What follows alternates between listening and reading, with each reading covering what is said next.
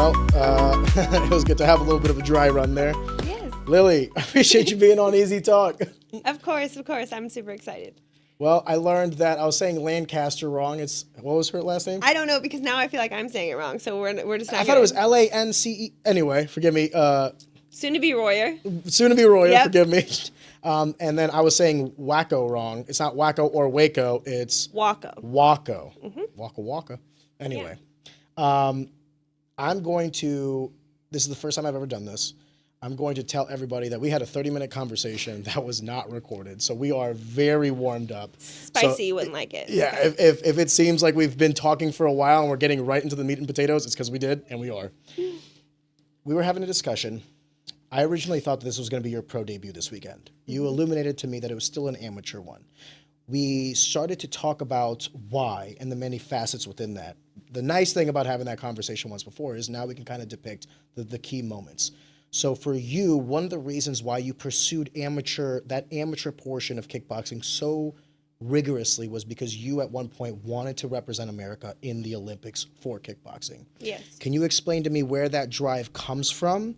And I hate to say it this way, but how much that kind of crushed a dream when it was later found out that you wouldn't be able to? Yeah, I think for like kickboxing, there were a lot of opportunities in the sport that just like kept my mind and body challenged. Like, there's these national tournaments, and I guess there's more opportunity available versus MMA. So I like to be challenged. I like that competitive nature. So for Waco, I knew that the kickboxers were the best on Waco, and it was just a specific path that I knew was like, I could see the top. I could see them. I had no idea how they got there. I could see little clips on YouTube. I'm like, I don't know how I'm going to do it, but I'm going to do it. Like, it excited me that that's something I could do.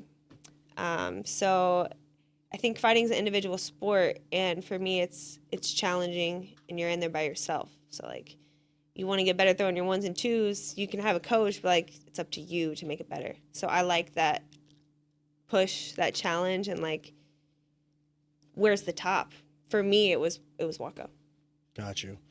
When you found out that competing in the Olympics was no longer going to be a possibility, walk me through that day.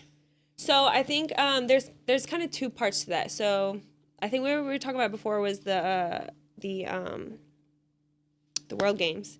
That's like on the off year of the Olympics, and that's kind of where it started. So they have the Olympics, and then on the off years of the Olympics every 4 years, they have the World Games, which is like the mini Olympics. So I qualified to do the mini Olympics. It was the World Games. It was being hosted in Alabama in 2021 because 2020 was they skipped it, right? Not a good year for competition. Yeah. So they pushed it to Wonder 2021. what happened. Yeah, and then like so we're recognized by the Olympics, but we're not in the Olympics. That's the goal. And so just 6 months ago they made the picks for the 2020 Olympics, and I found out that kickboxing was not going to be in there. And I was going to say, when you say picks, you actually mean what sports are going to be right. actually. What would be the words that you describe? Selected, yeah. Like the kickboxing wasn't one, right. Which is interesting considering I believe boxing is. Yeah, well, they're not going to be in 2028. I think they got kicked out for something. Of the Olympics as well? Yes. Boxing? Yes, I think. For what? What's a boxing spot? You can check. I don't believe that the 2020. Can you Google that real quick? Sorry. Probably some corruption stuff. I don't know, but yeah, that was kind of like extreme knitting, something fucking soft. So when that kind of like was okay, we're not selected. I was like, all right, what's next? Like, if the prestige Olympics isn't there, then like, what do I do next? And then this MMA fight came about. So now we're looking at the MMA fight of Shamrock next week, actually. But you have fought MMA before, so you had dabbled in it before. Yeah, I tried to make my debut a couple times and it didn't work, and so I was like, I'll just stay ready, and then it actually. Meaning your pro debut when you say your debut. No, just MMA debut. Oh, forgive me. Yeah, I meant I would just stay ready for MMA debut. A decision is yet to be made on it. For boxing? Okay, what's up in the air? But they're saying that, like what it says right here is supposed to, but like there's a lot of articles saying that it's probably not going to. Mm-hmm.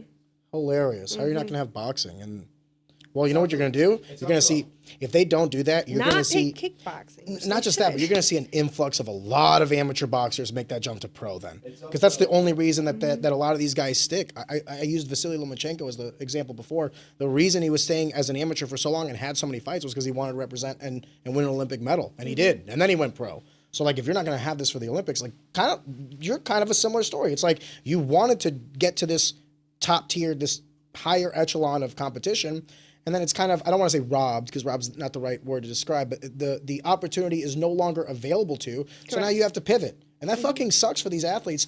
We were talking about it briefly, but it's like, you have dedicated and sacrificed so much time and energy in this one particular craft to have variables completely out of your control be the reason you cannot do it. That's kind of why I was asking, like, how did that day go? Because I know for myself, I'd be crushed if, let's say this was mixed martial arts, and I stayed amateur specifically because I wanted to represent America, and then some guy comes in the room and says, nope. So it was definitely a sad day. Olympics wasn't always my goal. WACO was always my goal because the path to WACO is like there's really good fighters there. Olympics came into play probably like halfway through my career. Like for like 2 to 3 years, it was like a question about the Olympics. So boxing is slated to be on it, but the International Olympic Committee parted ways with the IBA. That's what I'm talking about. Interesting. So they're trying to find a new federation. Interesting. Was supposed to be us. Which was supposed to be? Yes. WACO? Kickboxing. WACO kickboxing. Kickboxing, yes. Okay. So, it wasn't always like. So then, if you didn't get picked, forgive me, and boxing isn't getting. Well, boxing. Boxing is. They chose boxing over you guys, I guess. Boxing's always been in the Olympics. But they're going to need. But they take. There's a number of spots. Hear me out on this Yes. one. There's a number of spots. Yes. Okay.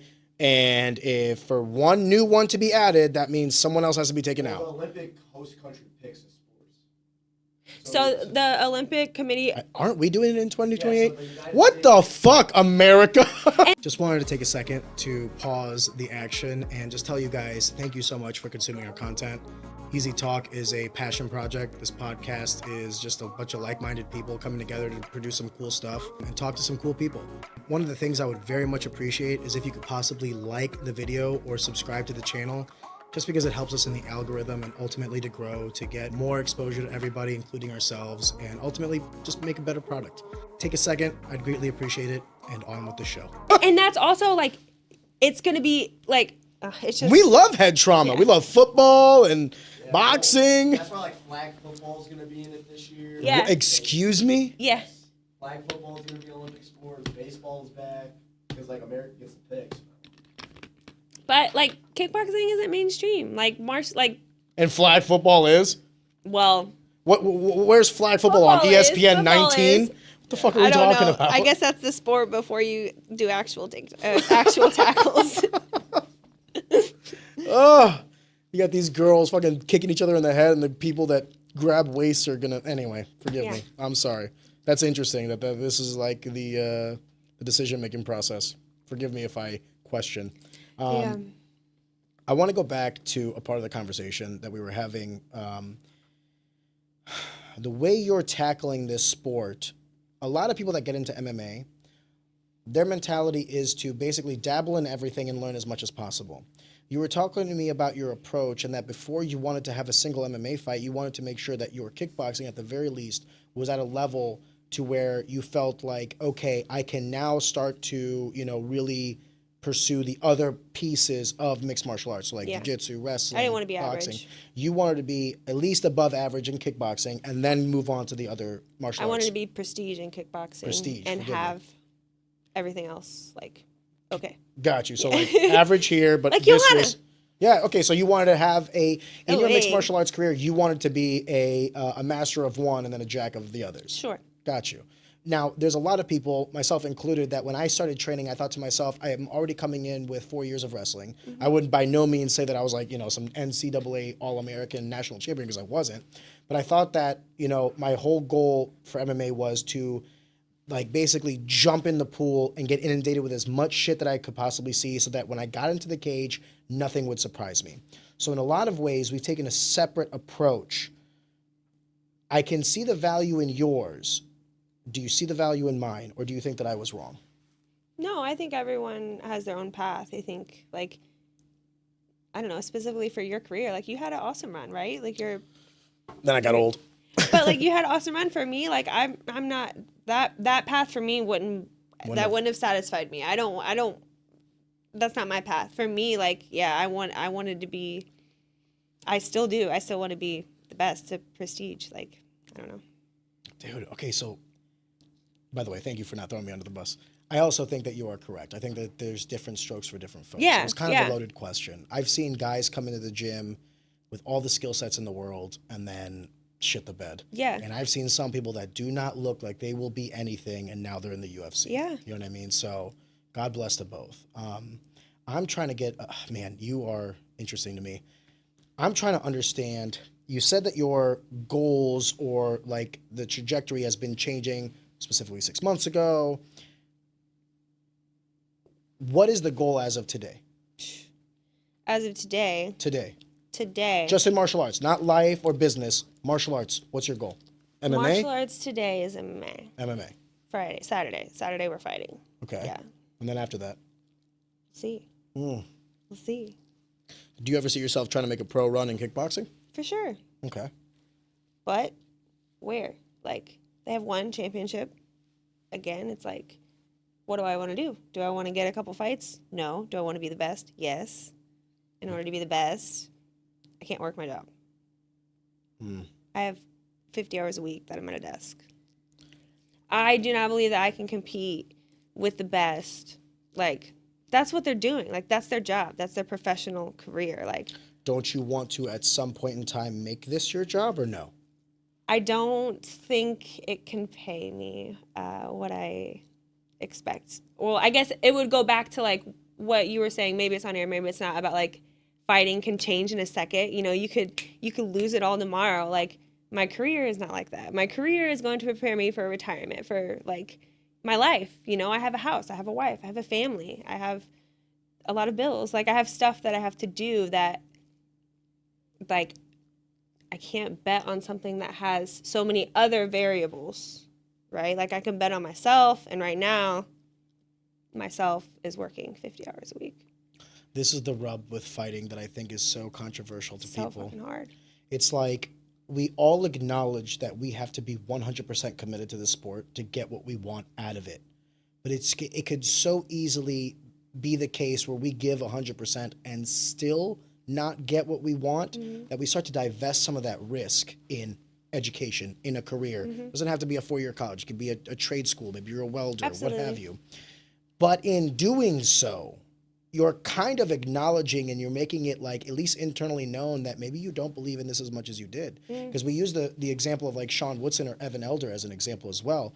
Those guys don't have 9-to-5s. Sean Woodson is a UFC fighter. Evan Elder is a UFC fighter. They don't work. Work to them is going to the gym. I'm going to the quote-unquote office, right? And it just so happens that they're both in the UFC and making at least enough money to where they don't have to work a job, right? I don't want to get into finances, but from all intents and purposes, they're doing great. So obviously that's the path to be the best. But then was it that first loss that started getting you to start thinking, what if? The second loss? Yeah, I think it was the loss at World Games when I realized, like, that camp, I cut off all extra shit. I just worked and went to the gym. So literally I gave everything that I could. And I was like, okay, it's still not enough. So, like, I still have to do more. You didn't think you could give more? I didn't have any more. I literally had nothing else. I have to work. So, like, I can't. That's what I'm saying. You could. But then you weren't ready to cross that bridge. I can't quit my job. Yeah. There's no way. I would lose my house. Like, it pays my bills. Live It's a the gym. career. Fighters have lived There's in the no gym. way. By the way, I would not advise you doing any of these things. Yeah, like, I don't know if you think about. It's just devil's advocate, right? It's like Yeah. other fighters have. Cortavius lived at St. Charles MMA. Luis Pena lived at But St. Charles also, MMA. like, but did they leave a career? And they may have. You know, like. You're talking about opportunity cost. What am I giving up for what am I getting? And you're correct. The only way that, like, when I go overseas, like, I do have a couple sponsors that, like, small businesses that help support me. Like, hell yeah, but that shit does not pay. No. Like, I pay out of my own pocket for my flights. Like, it cost me like $4,000 to go overseas and get these fights. So, like, I wouldn't even be able to go overseas and get these experiences if I didn't have my job. I could not get sponsors to pay for that. So then, okay, we've established that being the best in the world will not be possible so long as you're continuing your career. Correct. So now then, Now establishing then. that, what is our goal? To compete and just feel the thrill of combat? Is it to be known as, you know, Lillie the fighter, that title, that brand? Is it to kind of tie it with your business and your entrepreneurial goals with sweeps and teeps? Like, that's kind of what I was getting at when I said, what's the goal with fighting? I was talking more macro. So like whether it's MMA, whether it's kickboxing, I really don't give a shit. My real question is, why are you still fighting? For me, Lillie, when I knew that I wasn't going to be the best in the world anymore, I stopped. I stopped. I was like, okay, that was also my goal. And I also thought that like I'm going to continue to do these in tandem with one another because I worked so hard to get this job. I worked so hard to get this career. There's no fucking way I'm going to give this up. Until I was making a certain threshold of money from fighting, there's no way I'm going to give this up. Right. Then I lost. And it was painfully obvious that I would never be the best in the world. Father Time's against me. Young up-and-comers are just faster, stronger, better. Trust me, that pill was hard to swallow. But the next step was like, okay, I'm done. Now, different strokes for different folks. Whether I continue to fight, whether I'm not going to judge anybody, right? So we've established that you think, based on your lifestyle, based on what you can give up, how many hours there are in the day between sleep and work, everything else remainder training, not going to be possible. So what's the drive now? Well, I think I had to look at it like, I think I had to ask or answer that question like the statement that people say about it's not about the win or loss, it's about the journey. So it's like, okay, do I love what I do every day? Like, do I wake up, go to bed every day? Do I have fun? Like, yes, there's highs and lows, but like, zoom out, macro, like, am I happy? I was not happy. Like, I wanted to be the best so bad. So I feel like Do you feel like it was time wasted? No. Good. No. Neither do I. I'm glad I did it. I did it. I say I wanted to be the best. And like the word the best is like subjective. Yeah. So like in my mind the best was World Games, win World Games, beat the best 8 in the world. And then I found out I wasn't the best. I found out I had a lot more to do. And I lost again and I'm like, okay, what is it? So I did make some changes. I just tried to enjoy myself a little bit and not focus on the goal so much of fighting. I stepped back and looked at my career. Like, okay, if I'm not quitting my job tomorrow, what does it look like sitting at this desk for 40 hours a week? Am I happy here? Was the answer no? It was that I had to make some adjustments. Like, I feel like I was living means to an end. Like, I'm working and I'm giving all this up so I can be the best. And then, like, I really didn't know what would happen, but in my mind, like, fighting would pay my bills. I'd be in the Olympics. I didn't know how, but, like, it was going to happen. The 9 to 5 was the current vehicle. You were hoping for Right. an upgrade soon. Right. So I'm like, okay, how can I make this all work? Like, how can I compete at this high level? Like, how can I do it? So I did think about, like, how could I quit my job? And then once I started, like, doing numbers and stuff, it's like, there's no way. So I'm like, okay, how can I make it happy? How do I enjoy the life? So I tried it. I tried to, like, just be open. We could talk about this later, but my fighting nerves, they're still shit. Like, they're horrible. My last fight was in Chile, and, like, I just decided I'm not going to stress this whole time. I spent so much money. I'm going to enjoy every piece of this, because if I don't, like, why am I here? Like, I'm in a beautiful city. I can eat whatever I want. They had a lot of gluten-free food. Also something we can talk about later. Okay, so I'm in Chile. I've made these adjustments to my life. I am okay with my work-life balance. On the career side, I've taken some tests. I'm starting to study a little bit more to get more money at work. So I've kind of, like, when I'm not working for a means to an end, I'm, like, kind of zooming out and thinking, like, how do I build for the future? Yeah. And When you're not busy surviving, you can start worrying about thriving. yeah. That makes sense. Yeah. So, I guess let me back up a little bit. This fight before. Where was that? Portugal. Went to Portugal. My first fight back after I lost in Pan Am's against this girl. I was telling you, like, I didn't do much. I did When you all say you this didn't do training. much, I didn't you do mean much training? in the fight. Oh, I didn't. okay. I didn't perform very well. Gotcha. But I lost to the champion, and it was I fought in November, a whole year off, like 11 months off. I had an injury. I'm back at Pan Am's, and I pulled the same fucking girl that beat me. So I'm like, I spent all this money, all this time to come fight at this national tournament, and I pulled the freaking girl that just beat me a year ago. And I'm like, Are you excited or nervous? I'm everything. I'm like, I'm pissed. Like, why do we match up again? Like, I feel like this is a waste of money. Or an opportunity to get that one back. Dude, like, these girls are freaking badass. Like, the wins and losses, and, like, I've lost by 1 fucking point in Waco. I've lost a fight in the last 20 seconds. Like, these are, like, they're so hard fights. And so, like, I was like, shit, like, I have to fight this girl again. And I'm like, fuck, I'm going to lose again. I'm going to fucking lose again. So, like, I had to boss up. I did lose the first minute and a half of the fight. And then I was like, fuck this shit. Fuck this shit. I fucking beat her. And it was great. I beat her dominantly. And it was fabulous. And it was a great, like, pump So you for got me, that one right? back. So I got that one back.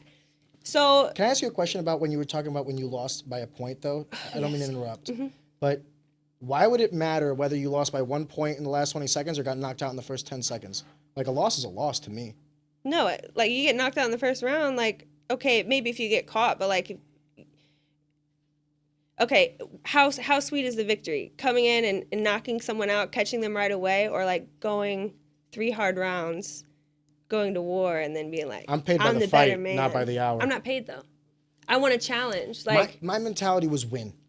Win, win, win. I didn't give a fuck. I don't get whether wins it's by split knockout, so I decision guess it's- and I'm getting booed, whether it's by unanimous decision, whether it's by submission, KO. I didn't care. Yeah. Win. I didn't want anybody to beat me. That was the goal. Yeah. In a lot of ways, I was my own worst enemy. Like, sometimes I felt like I was fighting because I didn't want to lose, not because I wanted it's to win. hard to win in Waco. It's really It's hard fucking to win hard. in anything. It is hard. I know what you mean, though. Like, the level of Yeah. competition is Yeah. so fucking high. Yeah. It's a game of inches. Yes. But that's why I was saying, like, whether you get blown out in the first round or whether you lose by I a wanted point. to win. Okay, so that's what I'm getting to. It would not have mattered. No. You're fixating on this one point.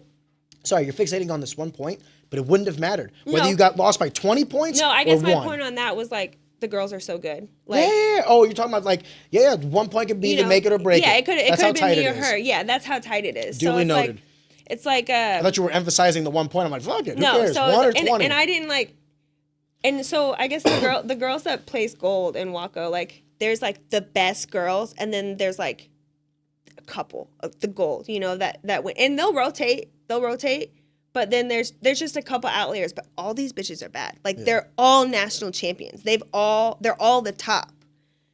So the best is depending on that night. They're all so good. yes. So I didn't. It's musical chairs. So I didn't know that, though. I didn't know that. At this point, I just knew that they were all bad bitches and they would keep beating me. So then, fast forward to my last competition in Chile. She was in my bracket. This bitch, we're gonna meet again. There's 2 other girls in my Rubber bracket. match. Yeah, there's 2 other girls in my bracket, and we pulled the opposite girls, so we're on the opposite sides. And I win, she wins, and then I fight Mexico. And A country or a person? yeah, country.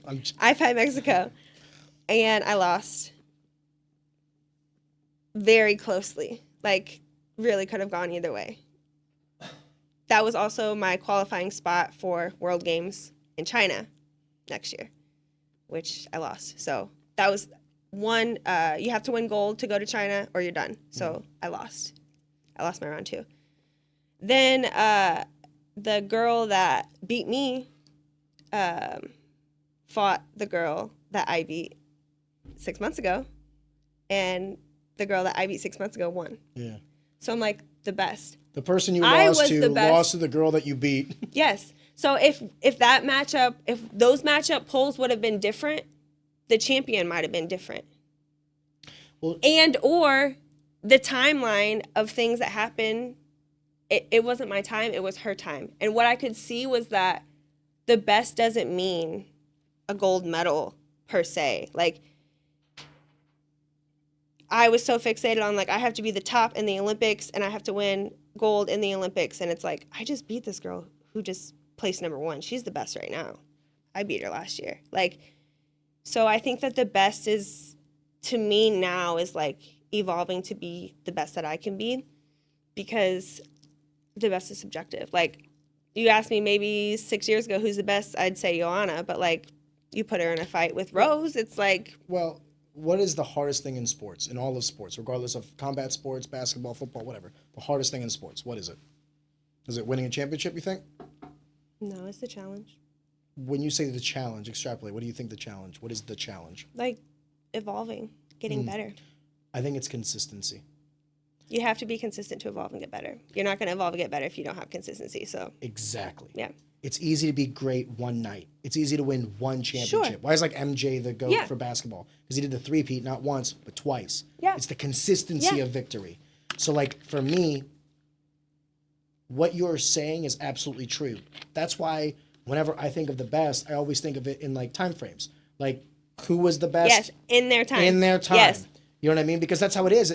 Right. Especially in our sport, where there are so many ways to lose. There's so many ways to Yes. get out of there that's not a victory. And victory is literally just one path. So I agree with a lot of what you're saying, but there's no way, if you're as competitive as I think you are, there's no way you believe this shit about the journey. There's no way that you believe this. Okay, let me ask you this. What if you're getting better, but you're losing every fight? You're getting better. I have done that shit. I have lost And it doesn't eat at 9 you? fights in a fucking row. Like, it doesn't what? It doesn't eat at you? Yes, it fucking eats So at then me. it's not just about the journey and all that. It's more than that, right? What do you mean? Output needs to be respective of input. If I'm giving my all, and I'm still eating getting shit, better. and I'm eating shit, and I'm eating I'm shit. still evolving as a person. Like, Fair.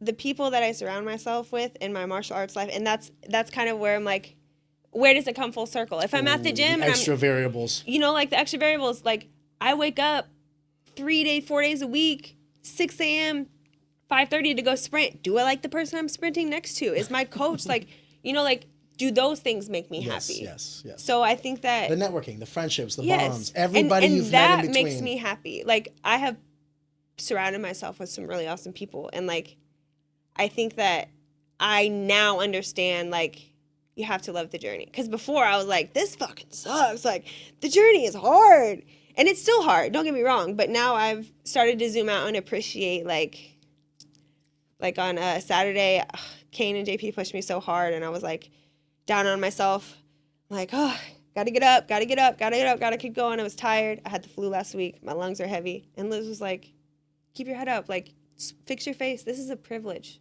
You have a privilege right now. You have 2 people putting in massive amounts of effort into you. This is a privilege. Yeah. Get the fuck up. This is. So it's like, those people, like, those are my friends. My coach, he's awesome. Like, There's no That's one the that's journey. ever achieved what they've wanted in life by themselves. oh, no, not And not that at this all. path is impossible without the bonds you create. I agree 100%.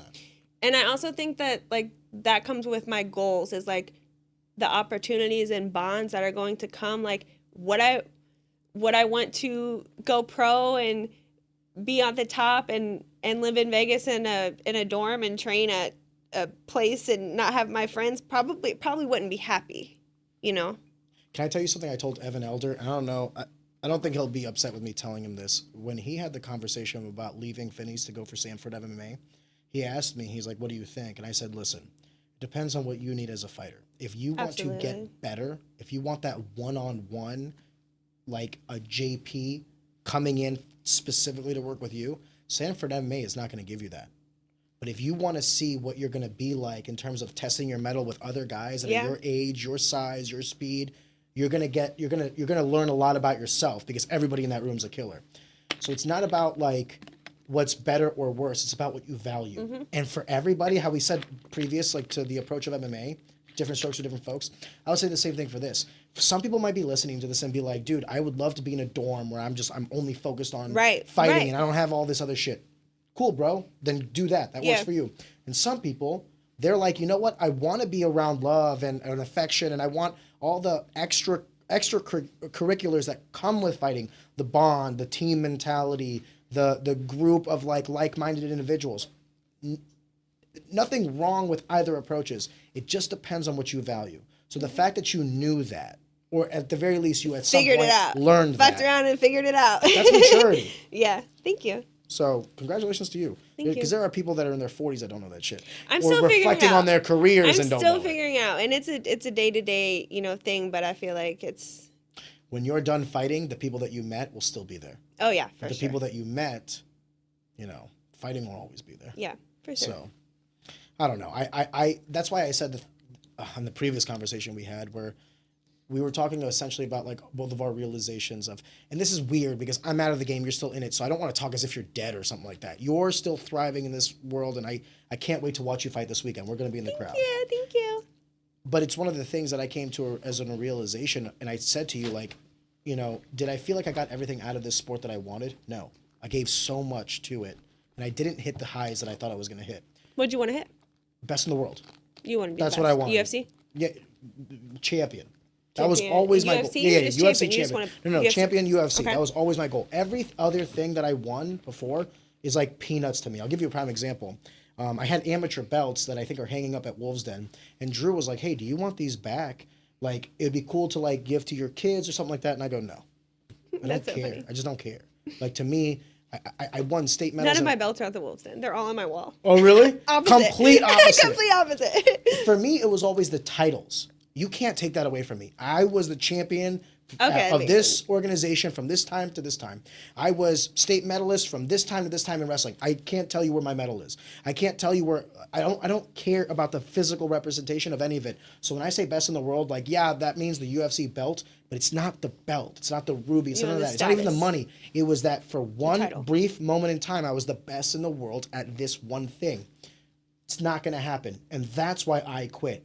It wasn't that I can still fight, and I can still beat the shit out of the majority of the people in the area. I know that.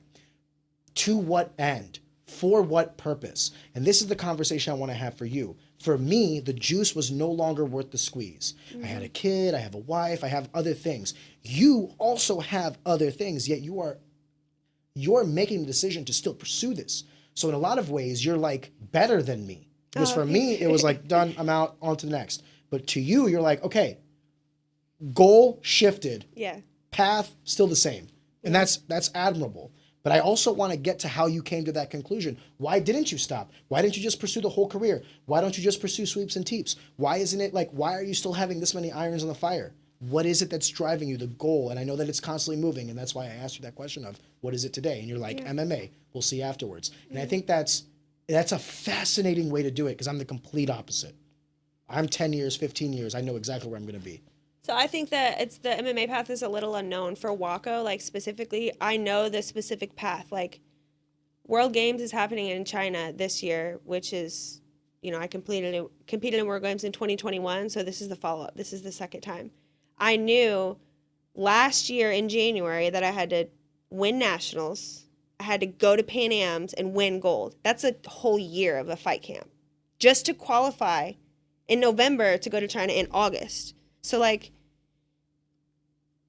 when I say the goal's MMA and then we'll see, I do plan, and specifically in the future, I have a huge wall with calendars, but my specific goals for Waco were so far set out. For MMA, I will have goals in the future, long-term goals. I just don't know what they are yet. God bless. How long do you still want to keep fighting? Forever? Yeah, I want to keep fighting. I think I'm talented. You can't anymore? Yeah, I think I'm talented. I think I want to take it as far as I can. God bless. It's fun. I think that I'm also my best self when I'm in fight camp and I'm pushing. What does that mean? Best self, mentally? Mentally, physically, I feel like I get shit done. I don't, if I have a fight camp for 8 weeks, it's 8 weeks of business. I don't have time to, do you want to go out to dinner? No, in November. Yeah. Because when you messaged me and scheduled I like had to schedule it so far out because like I have shit planned that like if I want to be here in a year, like there's 52 weeks, bro. Like I have to be able to hit like point A, point B, point C to do those things. It's insane, especially when you put it into perspective of time. 52 weeks in a year. You got That's not that much, you know. Considering you have to be what, at least 18, and then you can't keep doing this past your 40. So you got what, roughly 22 years of. I mean, 40 is like you're past your prime too. So like, how many of that is like? Well, I know years? I'm very aware. Like I'm 31. I have a lot of experience, so I don't But you're think lighter, I'm like. though. Yeah. So I do feel like I want to stop before my body tells me, but I feel like I'm in my prime. So Do you feel like, oh man, I'm not going to ask some of these questions because you got to fight next week, and I don't want to ask these questions. totally, I don't really get too psyched out about mental stuff before No, I fight. I don't even like want this. that. It's just like I just don't want to talk about it right now. It's a conversation we can have at a later time. So I'm going to pivot out of this one because I don't want to start talking about the negatives. I want to start talking about the positives. Okay. So you're 31 years old now, and you've had how many years have you been training now? It's got to be 10, 11. a decade plus. I was going to say, which is funny because that's about how long I trained. I was like a decade plus. Do you feel like what are the attributes now that you feel have excelled more than any other? What do you mean? Are you faster or stronger, or are you more technical? Are you more mentally adept? So like maybe you were talking about the nerves, like fighting at your wreck, or have you gotten better at that? I want to know the progression of you as an individual and as a fighter. Where have your strengths lied? And are they still your strengths, or have some of your weaknesses now become your strengths? Or has it just been the same status quo? You talked about evolution, so I want to know how you have evolved. Yeah, I think it's like Not just technique, everything else. I don't know, maybe let me explain it a little differently. Like you have a year and you have a fight camp. And like you have like okay, I want to be retired early, 45 probably. God bless. So like when I look at 45, okay, like how much money do I need in the bank to retire? Okay, I have like 15 years left. Okay, I have 15 years to make this much money. Like, That's a weird way to look at retirement. what do you mean? Why would you look at retirement as how much money do I need to stop making money? Before I started investing. Like, I didn't know what, like, I actually started talking to an accountant when I started thinking about, like, money and how do I make this stuff. And he's like, this is your retirement account. This is what you would have every week if you just did this. Like, shit, I can't live off that. He's like, you need to do more. So I'm like, okay. So, like, I have these goals of, like, retire If you had early. a lump sum, would you retire? If I gave you $100 million today, are you done? Yeah. Working? Yeah. And, yeah, working, and then I'll fight. Okay, so then you're just going to pursue fighting. Hell yeah. Hell yeah. Okay. Fighting, business, sweeps and teeps. I would not work my 9 to 5. But none of that sounds like retirement to me. Oh, and I would love it. That would do that every single day of my life. So what do you call retirement then at 45? You're no longer I want to doing be the done shit- with my 9 to 5 job. You don't want to do shit you don't want to do. Yeah. That's yeah. retirement. God bless. Yeah, I want to be done with my God job, bless. with my job. So like Do you think you'll ever retire? and not do shit? No. Hell no. No, I love to work. No, I just would retire from my corporate job. But when I think about fighting, like, and how I evolve, I think that every time I fight, I get better. Like, in January, I know that I have to be this weight at this point in November, and I have to have all this shit done by November. It hones you. It hones me. So I know at the end of the year, like, I got to have this test done for work. So if I'm fight camping January, February, my test is in March, like, I have to plan this shit out. Like, I have a calendar. You don't do this shit in other aspects of your life? There's no way that this is isolated to just fighting. No, it's everything. Okay. That's when I said, like, I zoomed out for the macro. Like, I have to figure out how to work and how to Exactly. put more. So I think that fighting makes me evolve because it makes me push harder and it makes me do more, makes me make more. Like, the more I work, the more outcome I have. Like, the harder I work on my sweeps and teeth stuff, more opportunities come. Like, if I did the same thing every day, things would be the same. But I'm constantly pushing myself, and there's more opportunities that come. There's more, like, I'm better than yesterday. Like, it's just, you keep pushing yourself outside of your comfort zone, and you get better. For me. I don't know a single successful entrepreneur that didn't do sports. And I think there's a correlation between not theory, but application of skill sets. So it's easy to read about this shit in a book or listen to a podcast and be like, oh yeah, hard work, ethic, and all these other things, but it's different to actually apply them. But the skill set in applying something to one thing is a skill set to applying that to all things. Yes. The same things that you learned from fighting about discipline, staying on a training regimen, and dieting, and being able to say, hey guys, I can't come out tonight because I'm, 2 weeks out from a fight. That discipline that it takes to overcome the things that you want to do for the things that you feel like you have to do. All of this shit is life goals, life lessons, life skills that you can then apply to sleeps and teeps, Yes. relationships, a spouse, all these other things. Athletes,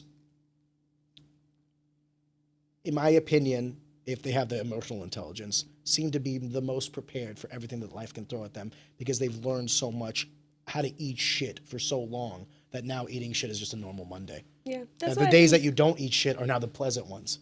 That's why I think fighting evolves me, because I'm pushed past my limits. If I didn't have a fight camp, I wouldn't be sprinting.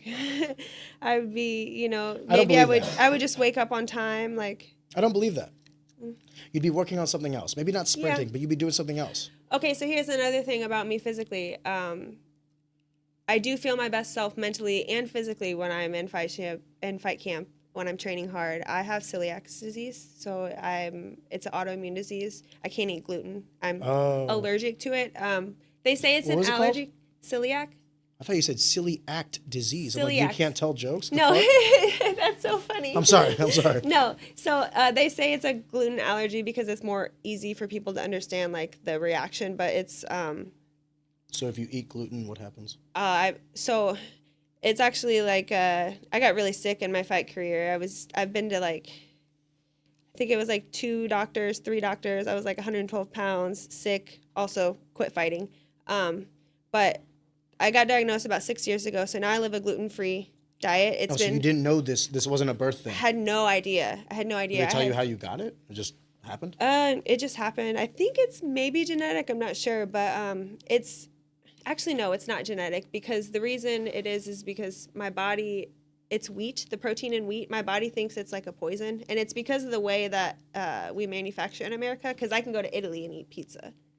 Interesting. So it's like it might not just be gluten; it might be the processing. It changes the protein format. So when I eat it, my body attacks it and thinks that. Is it because we turn it into a complex sugar instead of a simple one? I don't know. But they have this like vil in our stomach that's supposed to like absorb nutrients. Mine's completely flat because my body has ate itself, basically. So before I knew about celiac, there was like a year where I was really sick that we didn't know what was going on. It was basically like I was pretty much anorexic for like a year. My body wasn't absorbing. Were you throwing up? Yeah, I was throwing up. I was like the food would just go right through me. I wasn't absorbing it. Like I was eating healthy. Yeah, I was eating healthy, but it was just not. I was sick. So like. And you're like, what the hell? Like I haven't changed anything. Like what's going on? Yeah. So it was a really long process to get testing, because the only way you can get diagnosed is endoscopy. What is that? Like where they take the tube down your throat. And you're a lesbian. Jesus. So it took a while to like figure that out. So now like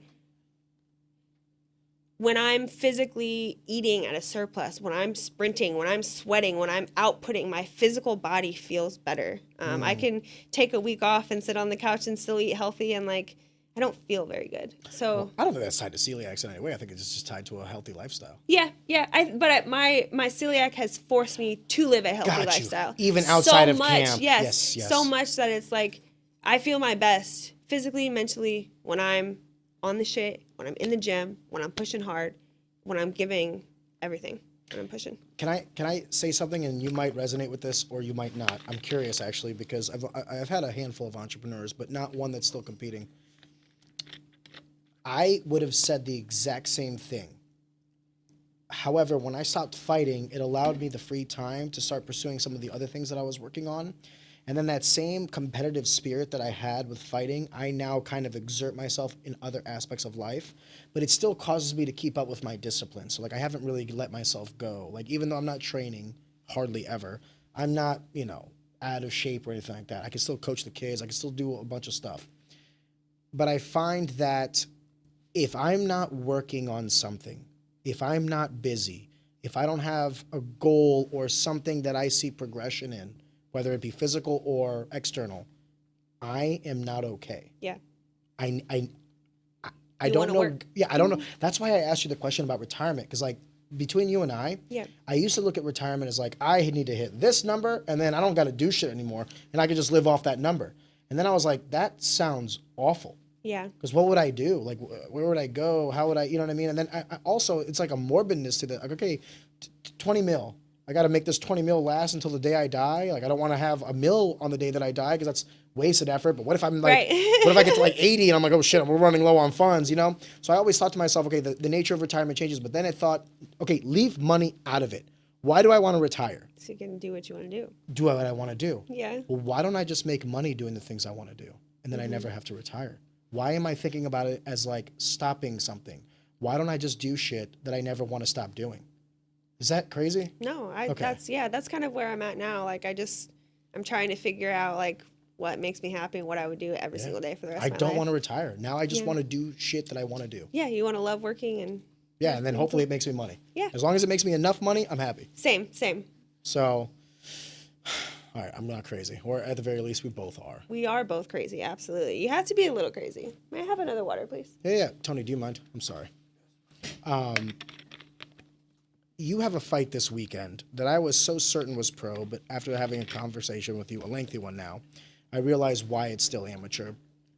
Let me kind of change the caveat or the purpose of my questioning away from what I originally thought. When will you go pro? Is there a specific metric now? Like, this is the last fight, and we've just established that it's hard to matchmake for you in any of the sport, right? Whether it's MMA, Thank kickboxing, you. what have you. How much longer do you want to do this as an amateur? Not much longer. Like I said, there was some specific things I wanted to accomplish in kickboxing. I've done those. There's really not much amateur-wise I have left to do or that I want to do. I would like to get a couple of MMA fights to feel the reps. competition, like to dip my toes in the competition, because I know once I go pro, it's going to be tough fights. Like the girls that I fight, even though I could select my opponents. I was about to say, it doesn't have to be. Look at a lot of the local guys. The path guys. will be clear. People will be trying to take me down. Like, that will be the game. So I feel like... You and Sean Woodson can talk about that. I feel like I just want to get a little more comfortable. Like, I just might have one more. You know, I might not get the opportunity to get matched again. My first MMA fight, actually, I just had to stay ready. Couldn't find a fight. I took a fight on 3-week notice, flew out to Texas to fight the challenger of the champion because the champion got injured.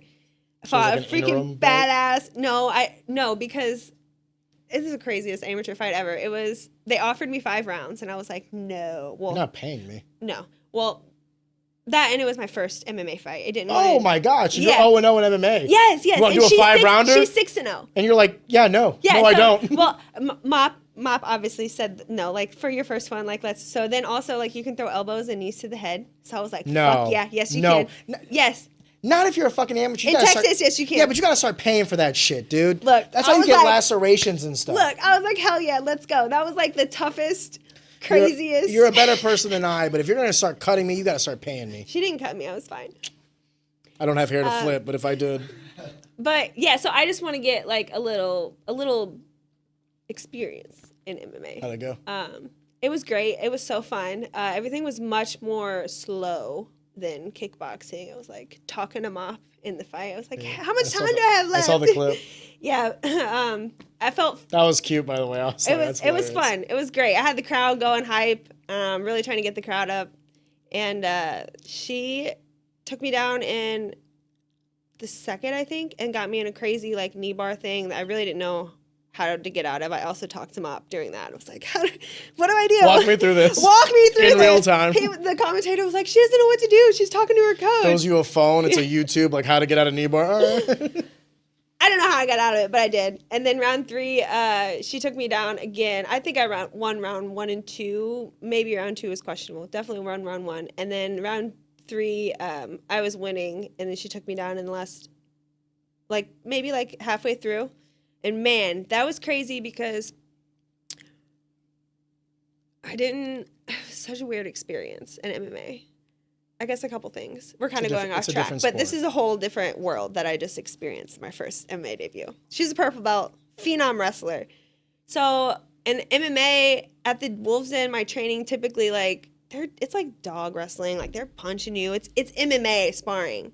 So I deal with a lot of strikes while I'm on the ground. While you're grappling, you have to worry about dirty boxing. This girl did not punch me at all. She took me down, and as soon as she took me down, she put her arm around my neck, inside control. She already had the choke. It was already there. And then I think she had the choke in for a whole minute before I tapped, and I tapped. Which also was a weird experience because that was the first time that I was done but had to consciously tell someone I was done, because in kickboxing they'll call it if you're done and I can keep fighting.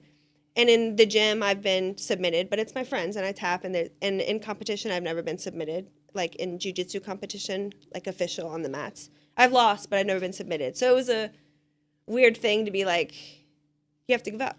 I had Rodrigo Vaghi on here, and I told him that the worst thing about combat sports is submitting. And he's like, what do you mean? And I was like, because the knockout kind of gives you some like, oh, you caught me or whatever. Yeah, right. Submission sucks because unless you go out, you have to be the one who makes the conscious. And I have never I'm a dog. Like I've been finished before. Don't get me wrong. Like I've been in a fight and I've been TKO'd. But like, you didn't decide to get TKO'd. Yeah, well, you didn't decide to get submitted in your defense. I mean, no, I didn't decide to get submitted. You were like, I'm gonna go out if I don't do this. What's the point of going out? I had literally I'd never been there, so I was like, but it just sucks to be doing that in your own head. Mentally, you have to decide to tap, and mentally, I'd never been there. That was experience for me. See, this is one thing I give Dylan Tolbert a little bit of credit for. I fought Dylan Tolbert, and that motherfucker went to sleep. Yeah, I would have tapped. I'm not letting anybody put me to sleep or anything like that. So we were talking about a plethora of things, but I wanted to move back to that original question of like, you're having this amateur fight this weekend. Mm-hmm. Why is that one not a pro one? I know that you were saying some things about like, getting in there and feeling adequate and all this other stuff, but like, okay, this could have easily been a pro one. You've had much more experience than most girls. Yeah. And you could go pro and arguably fight easier competition, entry-level pro versus high-level amateur. For sure. I think that's what we're going to look at next year. Like I said, I had goals I wanted to do in kickboxing before I made that transition, because like what we were talking about earlier with the stance and stuff, once I make that switch, kind of want to make that switch. So you don't really want to flip-flop? I think that I could not realistically do that. Not like I want to be the best. So no, I'm not going to take a kickboxing fight and then take an MMA fight and then.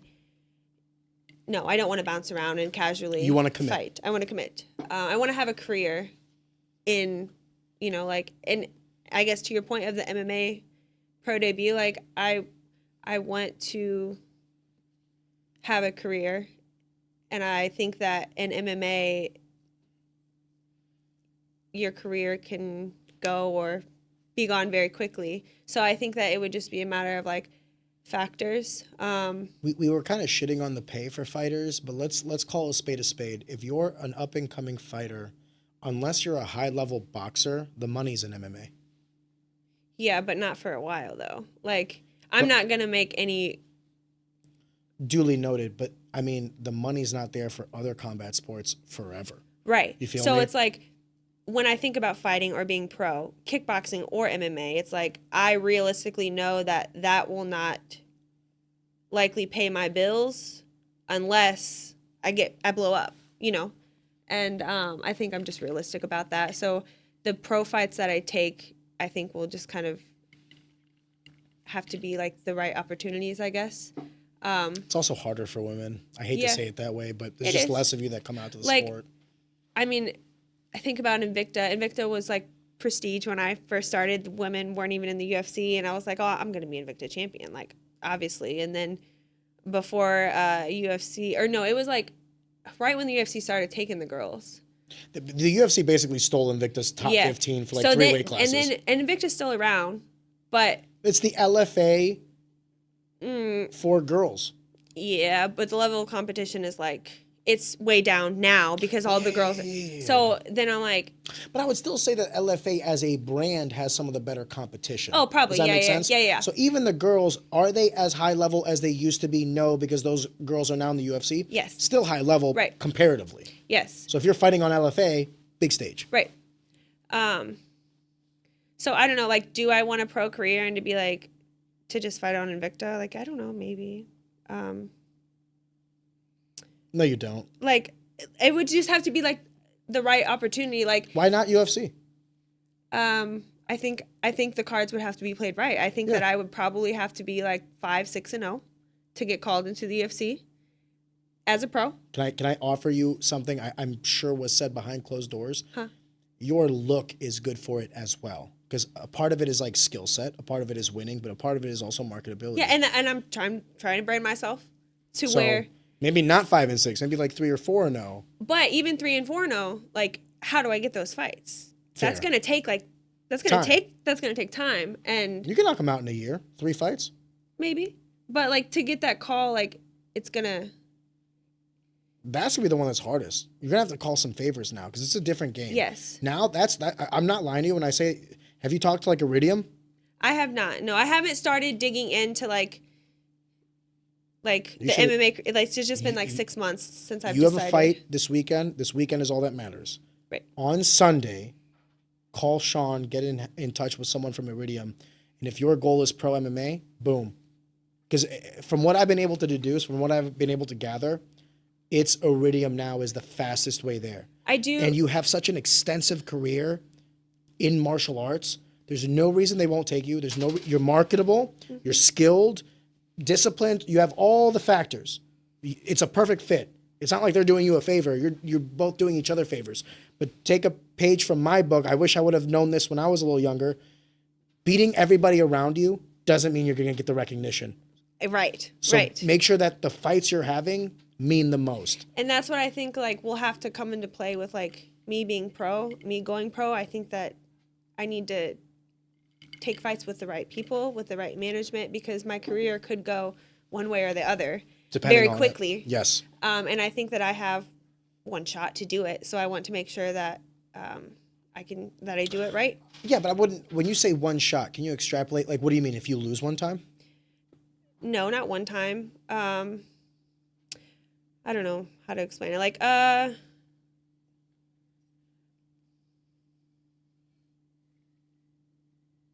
there's so much competition out there.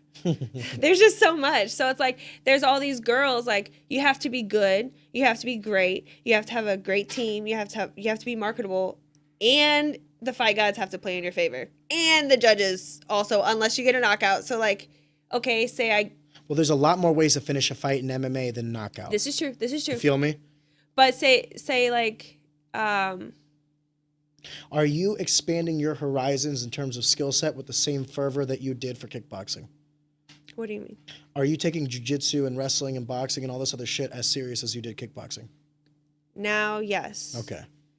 Because if you're going to enter this game, I'm telling you. Yes. There's so like, so many ways to lose. And that's a time thing. So like the transition is slower also because like There's a lot more to train. there's a lot more to train and it's a lot more hours on the mats. Mm-hmm. And Dan Boyer said that.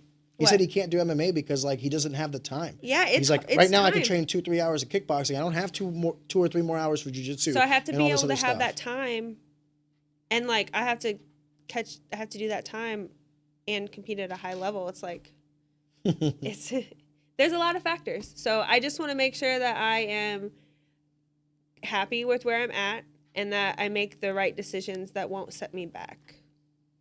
I don't think any of this would be a setback in any way, shape, or form. I think once we've deduced that the goal is to get as much out of it as you can, you'll always hit that goal because by virtue of elimination, you will only get the most out of it. Yeah, that's Does that true. make sense? Yeah. Okay, we're not trying to be the best anymore.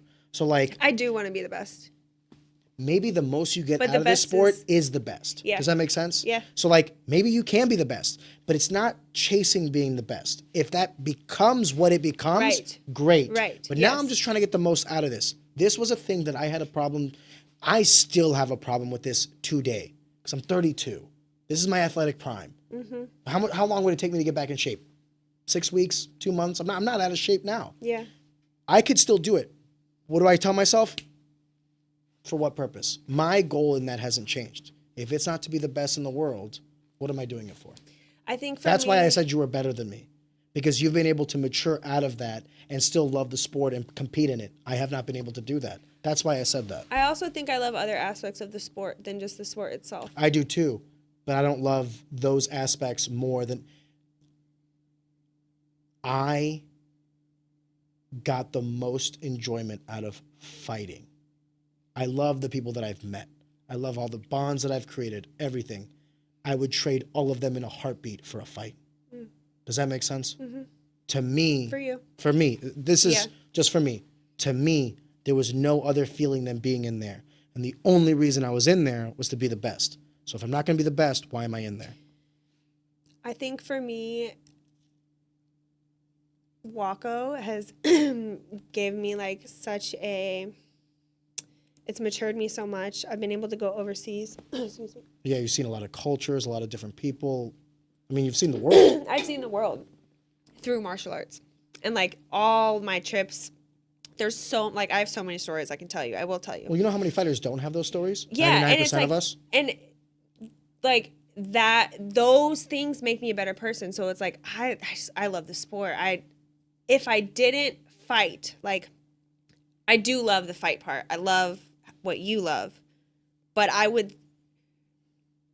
think I could still, I'd probably have like some dark part of my soul that like still needs to be, punched. But I think there's other aspects, and I've learned this over the last couple years, that I can fulfill myself other than punching in the face competition. Like what? Coaching? I think just this experience alone of winning nationals and going overseas. So in a lot of ways, you've won already. I've won, but I want more. Fair. Greed is great. I love it. So I guess one of the first things that happened when I went overseas, I kind of talked about it earlier, might be off air, but wanting things now. Yeah. I was such an the cultural divide between Americans and others. But I didn't know. I knew that, like, I heard people talk about Americans, but I didn't know.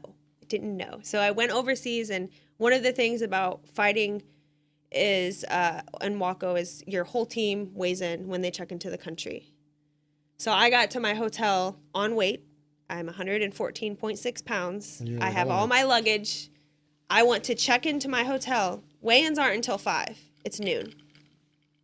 Our team collectively does not weigh in until 5. Some people aren't even there. I paid for my hotel room. I want to check in. They won't let me check in because the president of Waco for Team USA is not there. We check in after we weigh in as a team. I was like, I don't care who is who. I paid you lots of money for this hotel room. Give me my card. Like, I was so irritated. They were like, it's not happening. So I was like, okay. Then I went and sat down, and they're like, you can't be in here with your luggage and in your shorts, ma'am. You have to put clothes on, and you have to... Because you were in, like, your fight shorts. Okay. Yeah, and you can't, like... Because you were ready to weigh in. I want to check in. I want to weigh in. I was in Bosnia, and, like, women don't... Tell me more about the Balkan area. And it was like a restaurant area, in public. I'm not joking. Can you tell me more about that Balkan area? I was born there. Yeah. And sometimes people have, like, culture shock when they enter. I did. It's culture shock, right? Yeah. You're like, what do you mean? And they're like, it's unseemly for a woman to be showing, what, this much skin? Yeah, and they're like, yes, that much skin. You look like a... Yes. So, and then I'm like, okay. Then I like, okay, I'm taking my bag to the gas station. Did they say it at least nicely? They didn't speak English, so I didn't understand. You look like whore. Go put on clothes. They just said like you can't be here. Yeah. So then I went to the grocery store, and I had a couple of guys with me, like teammates, and then I had shorts on, and the guy ended up giving me a sweatpants. Like, he's like, you have to wear pants. Like, you can wear shorts, but like people were looking at me like I was crazy. Like, who is this woman? But like well, you also have tattoos and stuff like that too, right? So that's the other thing. Yeah. Is like, and I was blonde as shit. Completely different worlds now. So I'm like, here in this country, and I don't mean fucking shit. I'm a woman. I don't have any pull. I'm sitting out in the middle of Bosnia, so it's like, I had such a... Did anyone ask you where your husband was? No. Because Do you have a ring on your finger? No, I didn't. I didn't have a ring on my finger. At the time. Yeah, Forgive we me. did not. No, I was married, but I didn't. We don't. Well, I don't bring my ring overseas. I'm scared I'll lose it. But also, we're not public. Like in Bosnia specifically, I wasn't walking down the street holding my wife's hand. That's not something that would. We're not in America. I'm in a foreign country, and I don't know, how things are. So I stay in my hotel room, and I am an athlete when I'm outside, and I go to the gym, and that was a culture shock because I can do and say whatever the fuck I want in America. This is where my American now is showing, because I would have been like, fuck that shit, hold her hand, but you're not wrong. Sometimes you have to read the room. And I'm in a country by myself with my wife. Like now we have a coach that travels, and now I have relationships with the other coaches on the team, and I have no doubt about it. Like I wouldn't travel without my wife, but I could travel without my wife. I would be comfortable.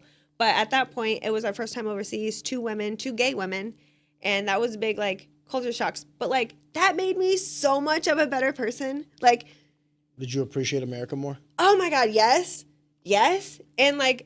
I was also like, you said about customer service, like we're like, I'm nicer to people. Like it doesn't always have to be right fucking now. Okay. It can be in a second. Take your time. I'm in like, no rush. Yeah, I mean, there's Unless times. I am. There's times where it needs to be done now, and there's no fucking excuse. Like you gotta fucking fix the shit. But yeah, it was a great experience and a very humbling one. Another thing that happened that time is our window. You could like open the top and then shut it, but it broke and. In Bosnia, it's like I believe it's a desert, maybe not, but it's very fucking cold at night. And so it was like 30 degrees in our fucking hotel room. And I went downstairs and they don't work at night. There's no staff. 5 o'clock, peace out. No. So like everything, I'm like, ding, ding, hello, knocking on the front counter. We're used to 24/7 customer service. Like, are you? And so finally this girl comes out and she's like, there's nobody here till 8, ma'am. I'll put in an order. And I'm like, what am I supposed to do? And she gave me an extra robe. It's a beautiful hotel, like, don't get me wrong, but just, like, things like this, my mind was blown, dude. Like, Culture shock. And then I'm like, I'm a little spoiled fucking little punk. So I'm gonna say 2 things on that. First, I personally hate how American culture is so work-driven.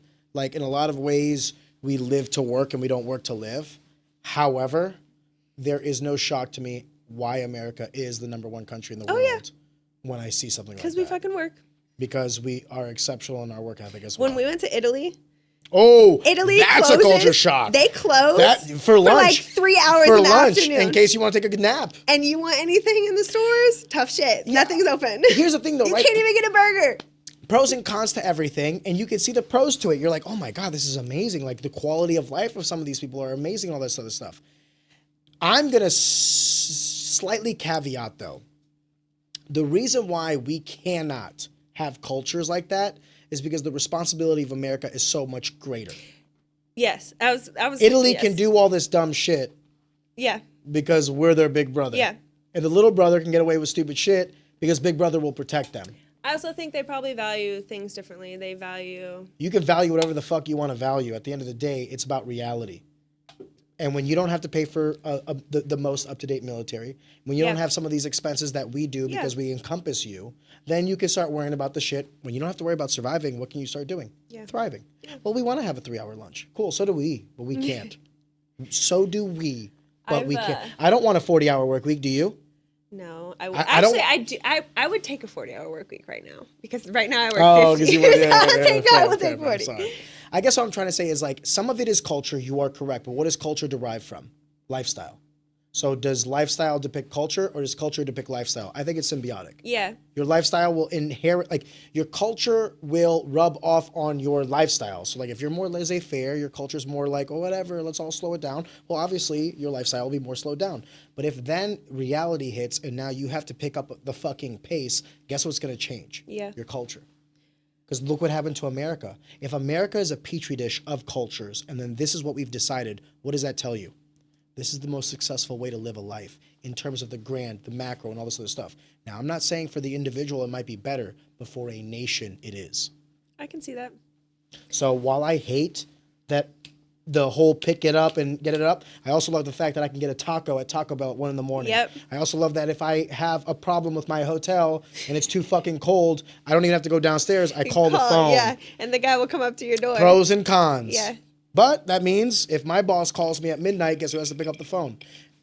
I'm willing to pay the price, are you? Yeah. But it's good that you at least have that compare and contrast, because most Americans don't even have that. But do you agree that if most people or most Americans had that compare and contrast, that the world would be a better place? I think if Americans traveled, they would stop bitching on Twitter.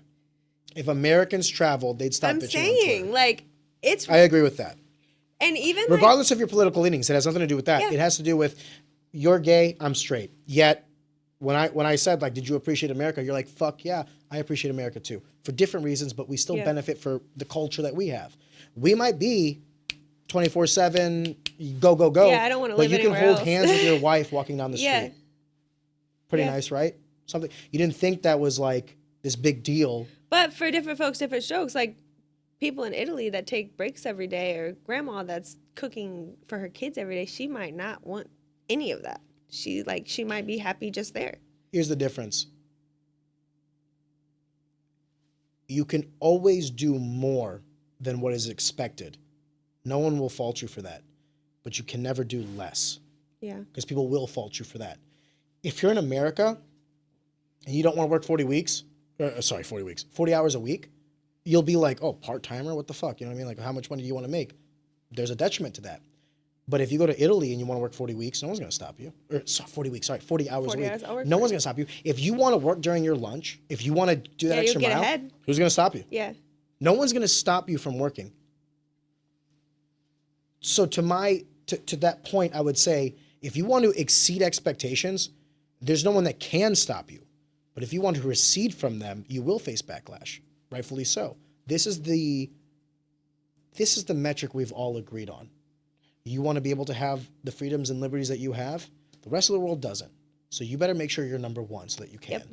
Sorry. Yeah, it's a numbers game. Or don't. And don't. Yeah, and or don't. Don't and don't. And be okay with it. And then don't bitch. Yeah.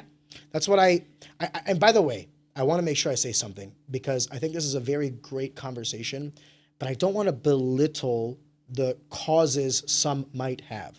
Do I think there's 100% equality? In the eyes of the law, I do. But in the eyes of every individual, I don't. But I also think that that's unattainable. Yeah. How can I make sure that there's no bigotry of any kind? Yeah. Or sexism, or homophobia, or racism? I can't. Yeah, it's but what I can do is make sure that at the very least the masses are all operating under the same culture. I don't believe we have a culture of racism or sexism or homophobia. I think it's changed. I think we did. And in a lot of ways, you can look at that and say, like, that's a bad thing or a good thing. I look at that as a progress. 20 years ago to today, completely different. Some people might look at that as regression in some aspects of life. I think it's all progression, depending on where the culture lies. I guess what I'm trying to say is America works. Do we have our flaws? Yeah. Absolutely. But at least you can hold hands with your wife walking down the fucking street and not have to worry about it. And at least I can live my conservative lifestyle whenever I want to, and my liberal one whenever I want to. Different strokes for different folks, but the only difference is we bust our ass in order to do it. Yes. Let's not forget that. Because the rest of the world is not like us. For better and worse. Not or, and worse. And worse, yes. Yeah, so I'm sure lunch was great in Italy. I'm sure it was. It was fabulous. But I don't know, I think... Would you live there? No. Why not? Because I want to live here. Why? Because I can do what I want. Opportunity or... Yeah, opportunity. Because yeah, you said it on your podcast before, like, this is the country where you can be whatever you want if you work for it. The best version of yourself. Yeah, best version of yourself. No one's stopping you inherently. You can get around it. Yeah, there's paths. Get around it. Yeah, there's paths. There's a lot of different paths, and there's ways. Start a business in Albania. Yeah, my home country. Exactly. Good luck. Right. To make the LLC for Sweeps and Teeps, how long did it take you? 5 minutes. 5 minutes. Yeah. Why?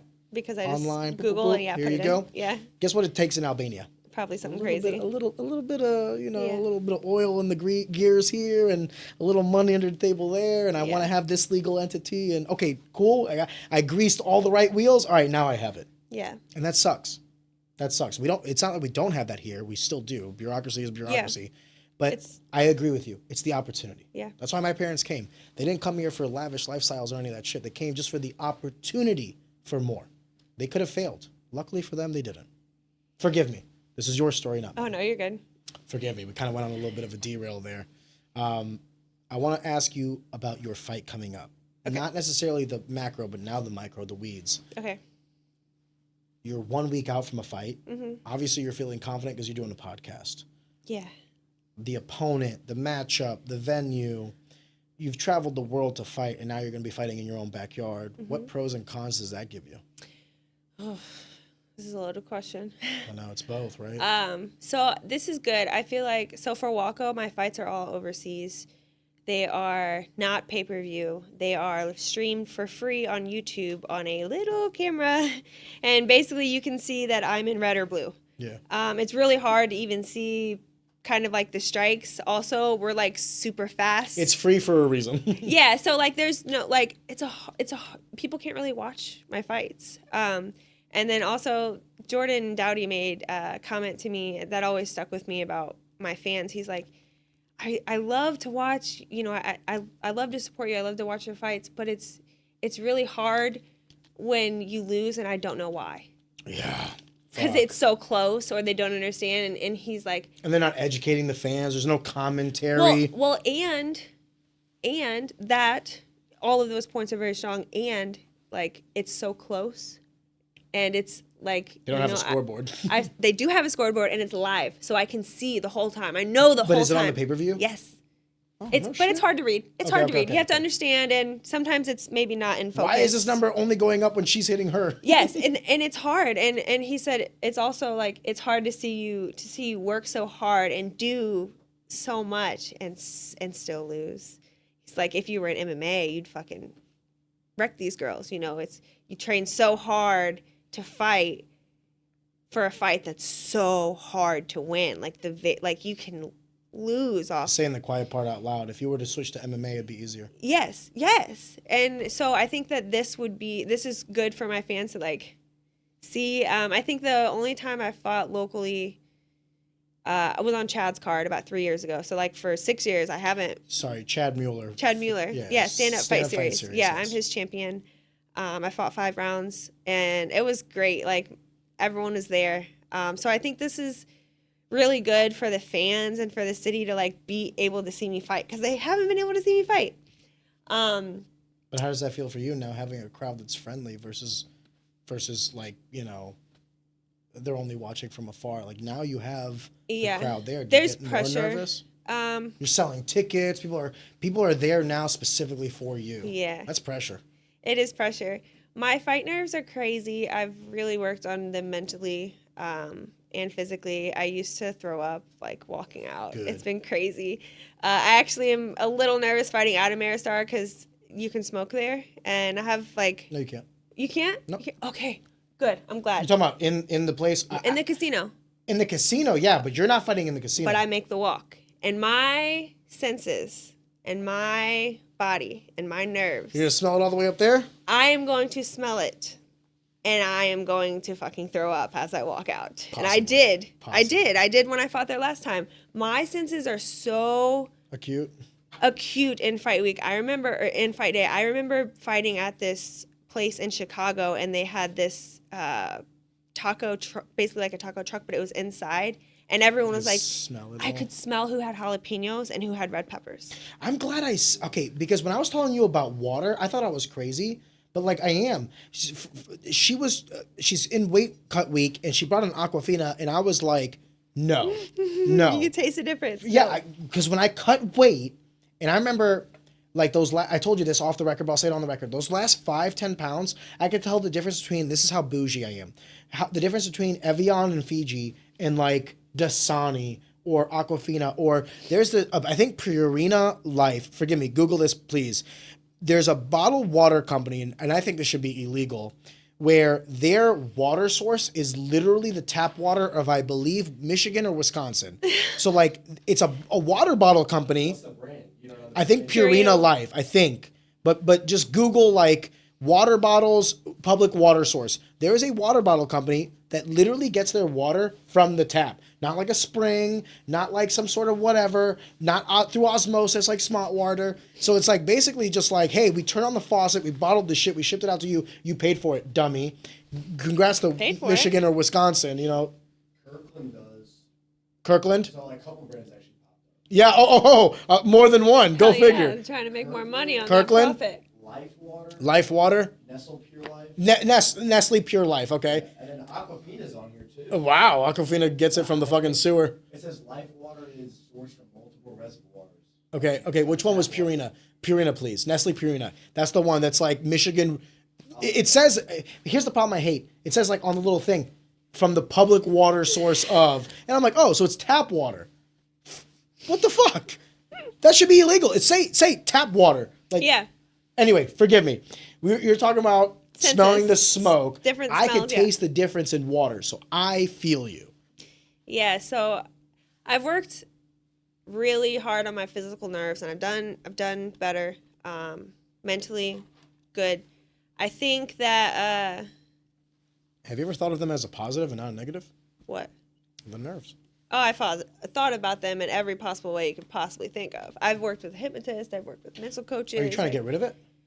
No, I was just trying to deal with it. Like, I've had so, like, physically, I get very nervous. Like, my nerves are very physical. So, like, at first, yes, I was trying to control them. Like, trying to figure out how to, like, I'm shaking in the hotel room. Like,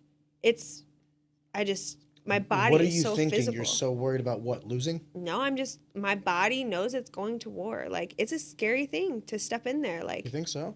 absolutely. I don't think you think that. Oh, I do. You're scared of stepping in there? There's no fucking way. How many times have you stepped in there? And then you're telling me You can do and something. then you're telling me that you have this like dark side of you that's like, I need to get punched. I don't think it's the fear of stepping in there. It can't be. It's not the fear of stepping in there. It's like I want to be the best. So I have so it's losing.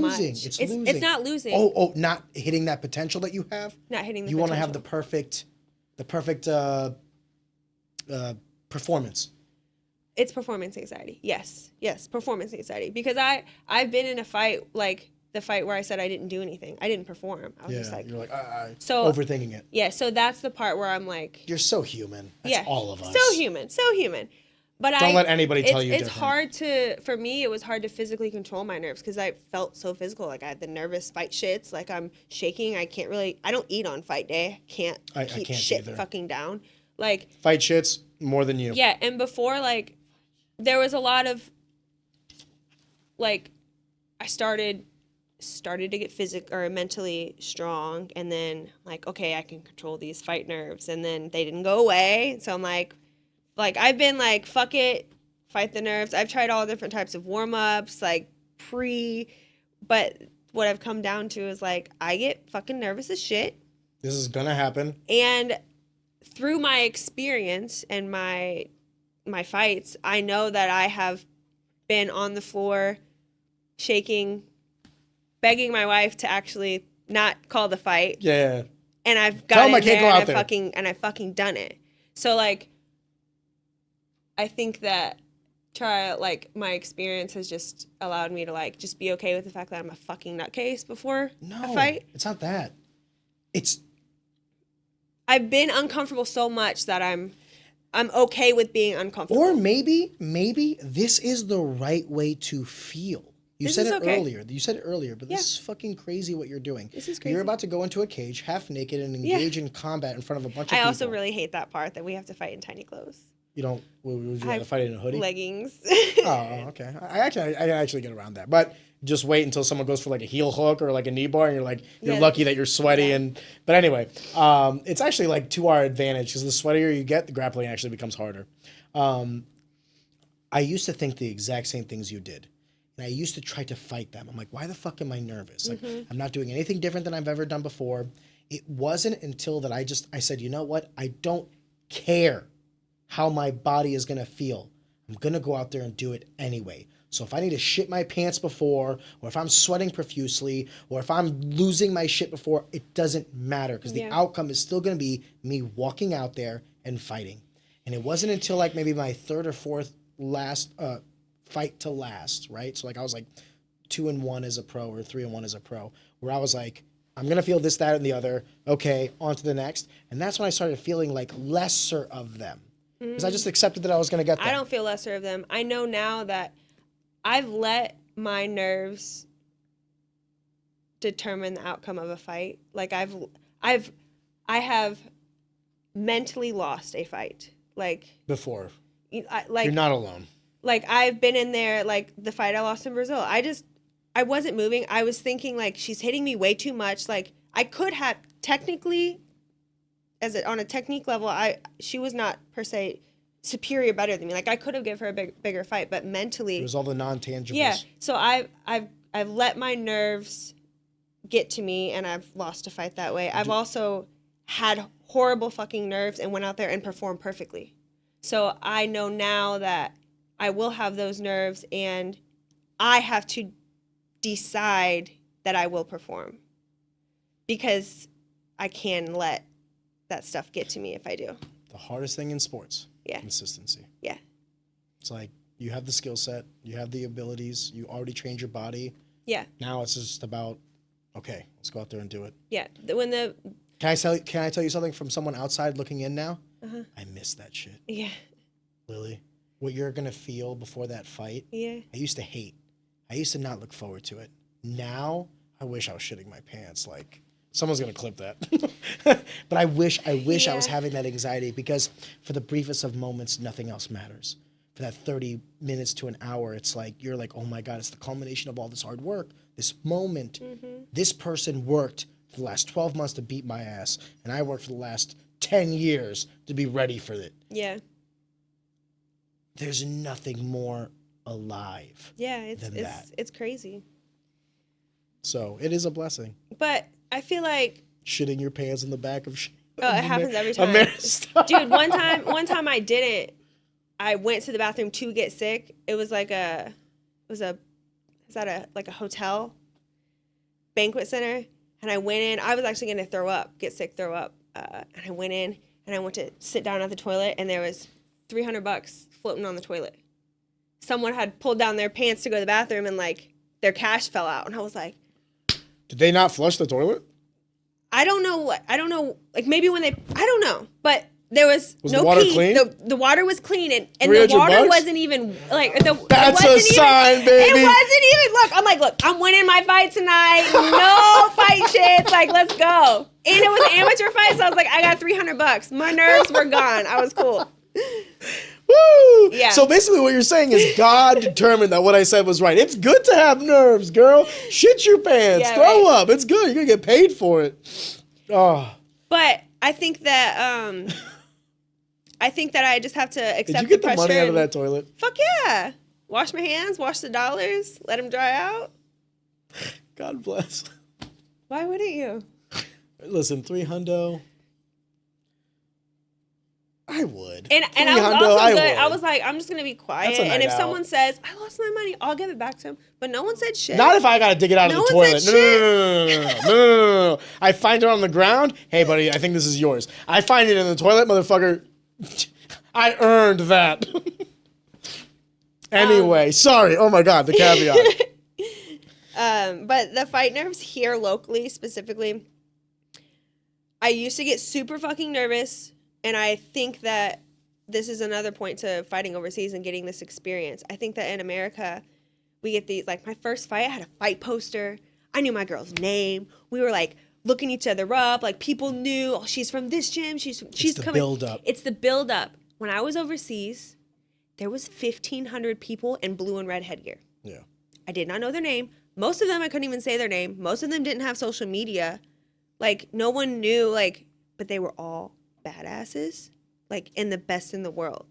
So I was like, in my mind, these are way more scarier people than any American fighter. Do you think It's all created pressure. I Over was there, gonna it's say that. sport. I was going to say that. It's every weekend. Do you think that because we try to commerce this so hard, meaning the capitalistic aspect of fighting, of like making an event and trying to sell the event, we're blowing it up on purpose? Like, hey, Lillie is fighting so-and-so. Be there this day at this time to see action or whatever. And you're like, well, damn. I was nobody from nowhere. I was America in a blue headgear with no points. So you actually liked being lost in the anonymity? Yes. Just let me go out there and compete. Yes, and I learned to fight through my nerves there because they were so bad in the States. And then I've got my confidence now. So the last time I still get nervous, but I just use it. Like, I trust my training, and I kind of, man, I fake it to make it. Rihanna has a reel out there. She's like, someone asked her, like, what she has on a bad day. She's like, fake it to make it. Like, a lot of my confidence is fake it to make it. Like, when I'm walking out there, I'm probably faking it to make it because I'm like, what the fuck am I doing? Like, I'm walking out here. You're not alone. But, like, it's... Everyone is doing it. Yeah, but she's shitting her pants just like you're shitting your pants. Yeah, it works. She's fucking crazy. Like, oh, my God, what am I doing? Just like you are. That's actually what gave me some solace. I'm like, you know what? He's just as nervous. Yeah. He's over there, and his coach is having to talk him down. I'm not any different from anybody. I actually find, to your anonymity point, I always found solace in that as well. I thought to myself, I'm not different. I'm just like everybody else. Everybody else would be scared in this situation. I'm not a pussy. I'm not any of these things. I'm not afraid of getting hurt. I'm afraid of losing, which is a natural human emotion. It's fine, Arion. But over there, everyone loses. Like, there's a overseas. Because they're not American. But look, overseas, you have 2,000 fighters registered, right? I know. I thought Joe just went. Sorry. After day one, 1,000 people lost. 1,000 of the best fighters in their nations lost. So then for me, it was like, it was easier to like kind of combat my nerves on a bigger stage. I fought World Games. When we walked out with all of the people. There was 30,000 people in the stands, but I was just American. Like, so I think that has allowed me to prepare my nerves better for here. And I think that I'm probably going to rise in front of my people because I haven't fought in front of them since ever. Like, I want to show off. Like, my jiu-jitsu coach is going to be there. Like, STL Boxing is going to be there. Revive's going to be there. Like, Relentless. They're all going to be there, and they get to see it, like, in person. Like, Mop is going to be ringside. JP hasn't been able to be in my corner at all overseas. Can I say something? Yeah. Get the win. Oh, for sure. Don't show off. Don't take your time. No, like, I want to not like show off in a way. Like, I want to show out for my city. Got you. This one's for you guys. Yes. I feel you. It's I for thought you me meant like, too. we're going to go 3 rounds. No, get the fuck out of there. I want to, I'm excited that they get to witness it. And I'm excited that I'm prepared. Like, I'm physically, mentally, like. How do you feel the support has been for this one? I mean, not necessarily just like ticket sales, but like people talking to you. Has the air been different for a fight where you're in the States versus out of the States, where the local people around you can come to it as well? Because obviously, like, people will support you through and through, but there's got to be a difference between like, yo, I'm fighting down the street versus across the world. Well, I took it 4 weeks ago, so I got tickets on Wednesday. I haven't really had time to ticket sales aside, you know what I mean? I'm talking about like more I'm sure people are more excited because they at least have the possibility of physically being there. I think they're excited about that. I think that the people. You just got the tickets Wednesday? Yeah. So here's another thing about my fight. I was sick with the flu last week and in bed for 7 days. Stop. Don't stop recording. We're gonna take that out. If we post this, give me 1 second. No. I need to do this because the way I do the editing. Give me 1 second. Let's take a pee break. Okay. The way I do the editing Did I on say long form something wrong? videos is I look for my seat to be empty and I have like a thing that does it. So This is how I know. I'm gonna take that part out because I don't want your opponent to possibly watch this. I don't give a fuck. I do not give a fuck. My lungs are good. I don't give a fuck. I'm good on my worst day. All right. I'm not editing that part out. I don't care. This was me. I didn't want to. I don't want to air anything I don't that I give a think fuck. could possibly give her a competitive advantage or Give anything her like a that. competitive advantage. God Please. bless, Please. Lily. Give God her- bless. Give her a competitive I was going to edit that part out, but now we're just going to leave it all in because I No, want them she to see said the she wanted to badass push the nature of pace. that. No, so I had the flu. God bless. Sorry. Thank you. I feel like I don't know where I was going with this. You were talking about how you had the flu 7 days Oh, ago yeah. because I was talking about how you got the tickets just Wednesday. Yeah, And you were so- like, let me tell you about all these things I've had to overcome in camp. And I was like, I don't want the opponent to know this. So they messaged me. I was supposed to go up there like 2 weeks ago. This week has been catching up from the flu. So I got the flu, and I've never had the flu. It was horrible. It was worse. I had Ever in your COVID. life? Never in my life. I had COVID when COVID came around. This was worse than COVID. I was down. Liz had it too. It was horrible. A couple weeks ago, right?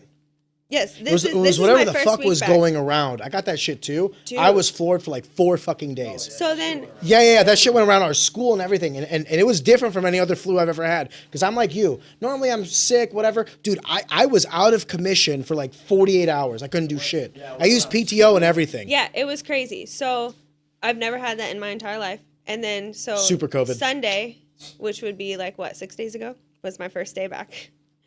And it was horrible. My lungs were horrible. I can't take Mucinex, so it makes me sick. So I wasn't able to like break up my lungs. So Because you had a bunch of phlegm. yes. So this week I put all of my training that I missed from that week into this week. I like switched all my sessions around, and my coaches, Coach Kane and JP, they do my strength and conditioning, and they burn out my lungs. Like we made 3 sessions a day. Like I met Kane at All Saints at St. Peter's, and he was like on the clock, like hit the bag for a minute, we're grappling for a minute, you're sitting for a minute, and you're breathing for a minute. I had Vicks on my lungs, like we did. Adapt, overcome, persevere. Swear, like Bear Grylls, drink your own urine. swear. Chad Mueller messaged me. He got me free passes to the Recplex. His wife met me. We did sauna sessions. Like I just figured it out because I didn't think I'd get an opportunity to have another fight. You do MMA, not want to like, pull out of this fight. I don't want to pull out the fight. And then I messaged. They were supposed to have me do What interviews. a lesbian thing to say. I'm not pulling out. I You messaged- got no worries. I messaged Finney, and I was like, okay, I can meet Wednesday now. Like today's the only day I can meet. And I came into the gym, and Mom was like, they just called me and were like, I'm so surprised you didn't pull out of the fight. And like, it was. I wouldn't say it's a thought that crossed my mind because I wanted the opportunity, but I will say that my first day training, I was very sick, and the only reason why I knew I would push was because I trust my training in the past. Like I've been in shape for the past year, so I know like Once the sickness is a gone. week on the couch, like I might even be like peak on my fight day. Because you know? have that recovery. Yeah. Isn't that such a weird thing, that paradigm of like, you got to work out hard enough to be prepared, but not so hard that you like basically break down the body.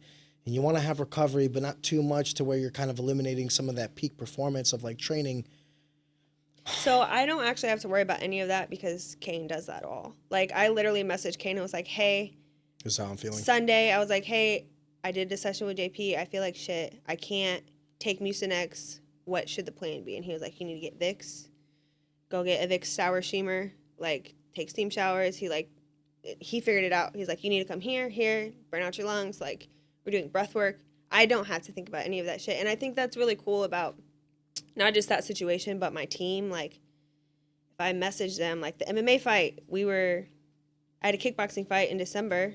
Then we got a call, hey, MMA fight, 4-week notice. Cool. Coach, here's the plan. Like, okay, this is your fight camp. Like, I don't even have to, I show up. Well, you got a bunch of guys around you with a lot of years of experience now. And years of experience with me. Like, I've been running with the same squad.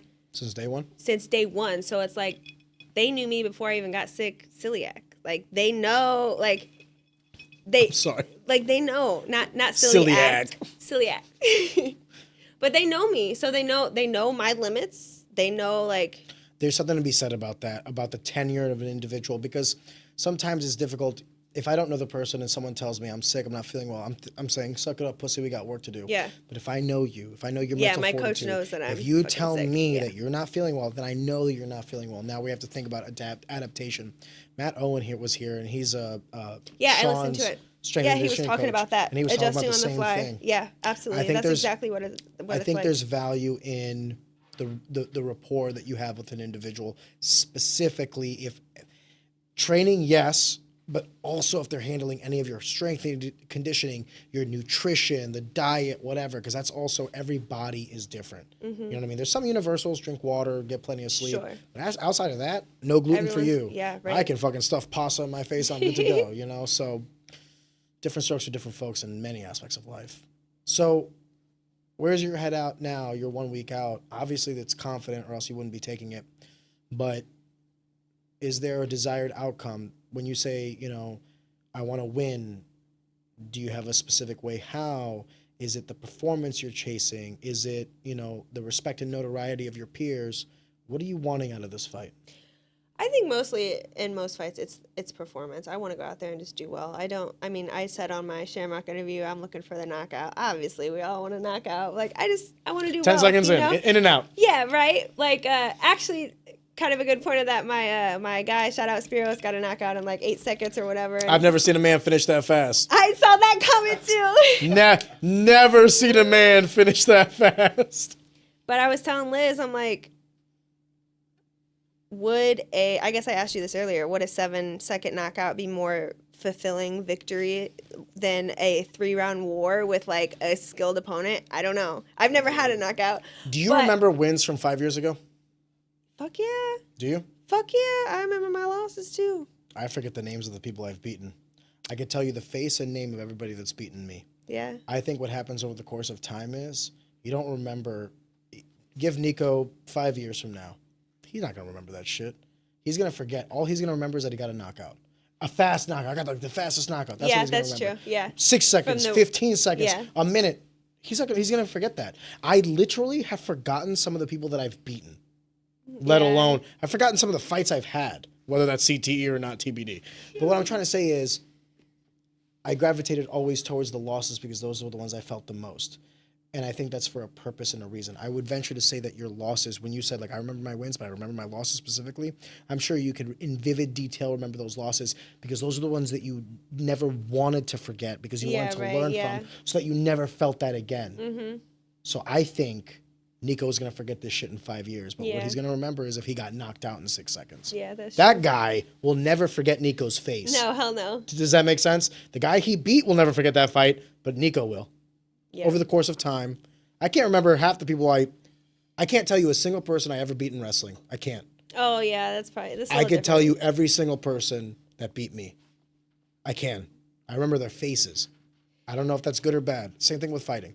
So yeah, I think it's just the performance, and I'm like, I want to go out there and represent well. I want to, show my hands for my boxing coach, show my takedown defense for Mop. Like I want to show my jujitsu. I want to make my city proud. Flying armbar, knee to the head, Yeah, knockout. right. Oh, can't do knees to the head for this one though. Oh yeah, amateur. Sorry, Yeah. knee to the But body. I can do knees to the head overseas, which is fun. I've got a couple jump knees.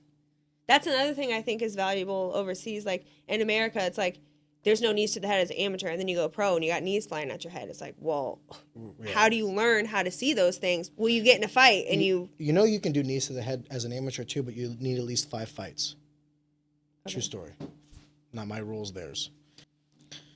Outside of like just the aspects of performance and all these other things, is it weird working with a promotion now? I'm not really sure how Waco worked with regards to like the venues, things of this nature. Did you ever have to sell tickets before? Is this kind of different from some of the previous fights in terms of the operations? I fought for Shamrock before. I didn't know that. Yeah, actually, I fought for them twice. I think my second fight ever was on Shamrock. shit. And this will be my second MMA fight ever. So this will kind of be cool. But I fought on local shows, and where I had to sell and. Not necessarily saying like the first time. I meant more the compare and contrast. Does that make sense? Because like you're with other things, I don't think you sell tickets for when you travel No. overseas, No. right? So like that whole paradigm of this is something that kind of like the behind the curtains that a lot of the people that like if they train with you, they probably know. But like I can't tell you how many people I've sold tickets to that don't understand like the paradigm of that. So my last fight, I sold like 150 tickets. 30 of them were to fighters. 120 of them have no idea what the fuck they're like watching or anything like Okay. that. I don't think people understand or have nuance or appreciation for how hard it is to fight locally. Because yes, you have to promote the fight, right? Obviously, you're like the face, the local face, but then you have to sell tickets. There's the burden of like, how many people are you bringing? How many tickets do you need? Meeting up with them, having them meet up with you, exchanging the cash, doing all this other, I'm sorry, but this bullshit, you know, it's like the bullshit of having to do this. That was the one thing that I always looked at as like I enjoyed it because I liked to see the people that were coming out to support me, but I hated like feeling like I had to do it. Does that make sense? Yeah, I don't look at it that way. I feel like I did maybe when I first started, like I didn't really like to sell tickets or whatever. It was just, I guess it's part of the things that you do though as a amateur. And pro. Okay, so now I'm looking at it more, even though I'm amateur, I still look at this as like a professional. Like I show up professional. I'm on weight. I showed up on time. That's why you should become a professional. I'm getting my tickets. Like I want to sell tickets for Finney. That's what he wants me to do as a fighter. Like it's a business. It's like that's what he wants. That's what I want to do. That's what any promoter would You know want. what I mean? Like, and by the way, I did too because I wanted to pack the house with my guys. I'm not talking about like the high level. I'm talking about in the weeds. Like it's annoying after practice. Like, hey, can I get those tickets from you? Yeah. Where am I meeting you? I want to go home and shower. I don't want to go do this. I think that I guess you were talking about like how is the city like showing up for you now? Like I didn't have any problem. Like my coach was like the tickets, like everyone was like, I want tickets. And they're like, either I'll buy them from you or I'll buy them online, which was great. Shamrock did that for people that were away. But then also like I only had to post that I had tickets, and then like I have a schedule and I'm at the gym every day of those schedules. So show up. Yeah. And literally I've had no problems. The only thing I had to do was give my coach Kane 4 tickets to give to someone else. But like my people are, where are you at? I'll come Venmo you. Like my people need to figure that shit out, or had to figure that shit out. But that also might be kind of, since I haven't fought in a while, you know, people are like, there's no question about whether they're coming or not. Are they going to have the money, or what's going on the weekend, or like, oh, maybe I saw Ariane fight last time, so I won't spend the money this time. Like, you are not wrong. People are. You are not wrong. I've had so like many. I have 5 tickets left. But like I've had so many people tell me that like, oh, I'll miss this one, but I'll be there for the next one. And I was like, how do you know there will be a next one? Yeah. You So know I think this one is kind of like, and it might not be that for the next one. Maybe I will have to hustle, but also like. Or maybe not. Or maybe you have a spectacular performance, and it's even easier next time around. Yep. Works both ways. I also feel like in the future, okay, like say I was a main event and it was the pro card, and there was more tickets to be sold. Like if I'm a business, me as an athlete, I'm making money, I'm a professional, like that's part of my job as a professional. So like in my squad, how are we going to do that professionally? Yeah. Like Kane's going to help me. He always helps me. Like he's been in this game forever. He knows a lot of people. Mop's going to help me. JP's going to help me. Like I feel like if it's a matter of selling tickets, we're going to make a business decision about that and get it done and sell a fucking lot of tickets. Do you take pride in that? Do you want to make money from fighting or from selling tickets? I'm not making money from either. I take pride in the fact that that's what should be done. If I'm fighting on a card, there should be people in the crowd. I want people in the crowd. If people want to see me, I want to give them an exciting fight. I could fight and not do promotions and not post on my Instagram, but like how much fun is it to like No, I agree. See me? Like I hate posting on social media. Like it's I wouldn't say I hate it, but like it's a chore. Like I have to do it. But it builds me up. It was the most satisfying feeling because I've been at fights where like the main event is coming up and like the crowd is gone. Because the majority of people come to go watch their fighters. And then once their fighters are done, they want to go grab drinks or whatever with their fighters. The last couple of fights I had, it was an immensely satisfying feeling seeing that everybody was still in their seats for the main event, which was me. And it made me that much better. It made me that much more like, fuck yeah. Yeah. Like, I'm the reason you guys are fucking here. And I want to get new fans too, right? So it's like as a business, like I want someone to see my reel and be like, who is that girl? There's a direct correlation between interest and ticket sales. Yeah. And the people that usually bitch about, I've never been complained to about moving tickets, and I've never personally complained about moving tickets because it was never difficult. Yeah. My complaint was more the logistics of it, but I had no problem ever selling them. Yeah. It was just more but also like maybe now, would you have sold tickets differently? Like now we have Venmo. Did you have Venmo at that point in I time? I had Venmo like at the beginning when I first started 10, 12 years ago now. It was all cash. Right, and that was annoying and as Facebook fuck. was like just kind of starting, right? So like Facebook was hip. maybe now you could be like, hey, on Sundays I'm sparring, and like these are my tickets. When I started fighting, Facebook was becoming the social media that was just taking over MySpace. Yeah. So like right? to age myself a little bit. So it could be different for you But now. yeah, I know I'm old. But over the course of time, you're correct. It got easier and easier. And then near the last 3 fights, it was like Venmo, and then I would set aside the tickets, and then we would do an envelope. The will call. You go to the table, pick up your tickets. You're absolutely correct. So the advancement of technology has made that easier. You're 100% correct. And then like for the way I negotiated my contract too was also to get a little bit more commission on the back end from those ticket sales. Well, now you can't get that. Well, as a pro you can, not as an amateur. As a pro, okay, yeah. What do you feel about that? How do you feel about that? I'm excited to negotiate my contract. I do it for my job. No, I'm talking about not being able to make commission money from ticket sales from the state. I mean, I think it's stupid. It costs me money to fight anyways. $300 is not going to make or break me ticket sales. Very fair. Like I don't think about ticket sales as like being money in my pocket. I also think that's just stupid in general. I think that what the state does with respect to like safety, weight cutting, and all this other stuff makes sense. The second you start getting into the operations of a business, if Shamrock wants to pay me commission for selling tickets to my own fight, I think that's crazy. You're overstepping your bounds a little bit. Maybe I'm wrong. I think that's a hurdle that I wish I would have said that to Tim Lukanoff when he was here, because I had Tim on, and a lot of the things that we were talking about were more specifically towards him. Like if I were to do a pie chart of that conversation, it was like 80% him, 20% state. But like if I would have had him on again, I'd be like, why are you guys limiting the fucking commissions on amateurs? That makes no sense. Well, the travel too. Because these promotions are operating on like fucking nothing. Yeah, they don't have any money anyways. So like, what is the interest of me as an amateur fighter? I'm not making any money from fighting. Why do I care if I sell a single ticket? That inadvertently hurts the promotions. Yeah. Whether you're NFA, Shamrock, FAC, Synergy, it doesn't matter the promotion. You're all under the State Athletic Commission. But the fight, okay, if you're looking at like, I guess the fighters, either they benefit from the money or they don't, if that's the argument. Like, it's not even about benefiting. It's from acknowledgement of your hard work. If I were a promoter, I would do a tiered structure. You get 10% if you sell 5 tickets, 20% if you sell 20 tickets. Yeah. Up to like a 50-50 if you sell like 100 tickets. If you sell 100 tickets, I want you to feel like you're a part of the team. Yeah. Thank you. Thanks for doing all that. You're cutting weight, you're training, you're getting there, you're going to be the one who's fighting. You're the labor source and the marketing team. Let's compensate you. Who cares if you're an amateur? I'm not paying you to fight. You're not good enough at fighting to pay you to fight. But if you're selling tickets, that's a completely separate entity. Yeah. And by the way, you could actually be very well good enough to pay you to fight. Yourself included. You fought on the world stage. You're good enough to pay. You just haven't gone pro yet. So it's not even a question of a skill set. What are we doing here? Yeah. I don't know why they control it. I also know that they and then they wonder why the sport's dying. Over $100 for travel as an amateur.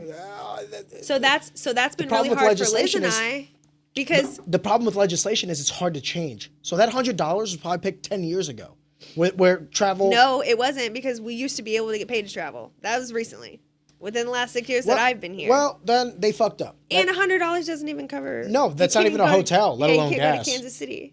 No, I agree. Yeah. I think it's insane.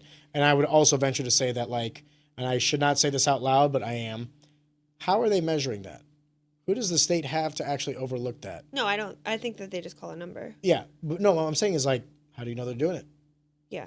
How do you know they're not paying commission? Yeah. How do you know they're not doing any of these things? Oversight, the number one rule of legislation is never make a law you can't enforce. And I hate to say it this way. There's a lot of laws that they've made that they can't enforce. The weight limits and the you know, if they do like drug testing and stuff like that, they can enforce that real time. How the fuck are you going to know? Like, I hate to say it. Okay, let me put it to you this way. Let's say I had my own promotion. You sold 100 tickets for me. Cool, Lillie. Awesome. Thank you. 2 weeks from now, I'm going to give you a paycheck for services rendered. Not for fighting. Right. Not for commission. Nothing. Yeah, I mean, there's ways that you can get about it. I could do whatever the fuck I want, whenever the fuck I want to. You can pay my coach for bringing me here. Like, exactly. You're not fighting, nor are you doing. I guess what I'm trying to say is, what are we doing here? If the goal is keep fighters safe, then let's keep fighters safe. If the goal is now to supersede and like kind of override business, who are you? Yeah. I think that it's probably just like so small of a minimal factor. Like whether fighters make ticket sales or not really just affect the fighters. The promoters don't get any more money whether the fighters make or don't make ticket sales. Like it's just a non-factor. I also don't think the state really cares. No, that's what I'm saying. They It's a only non-factor. care whenever it's like blatant. Yeah. So like if all the promotions were like, we must pay the fighters and the fighters went on strike, okay, you know how Trump is talking about like no tax on tips? Okay. I don't know a single person that gets tips that pay taxes. It's like one of these things where Yeah, like right, you're basically legalizing the thing that Yeah. people are already doing. Yeah. So it's like, let's say we increase the travel cost to $500. Okay, you're legalizing the thing we're already doing. Yeah. So it's like, dude, what are we doing here? I don't know. The state has some rules that I feel like a lot of the MMA or a lot of the martial arts community don't agree with. Like, Yeah, but that's also But it's- because in part and parcel, they have to save us from ourselves. sure. And if you allowed unlimited travel, I'll tell you what's going to happen. Rob and Lance are going to go to guys and be like, we got this amateur. We're basically going to pay you to lose. We're going to give you $1,000 in travel money to come down here. That has happened before That's the state. crazy.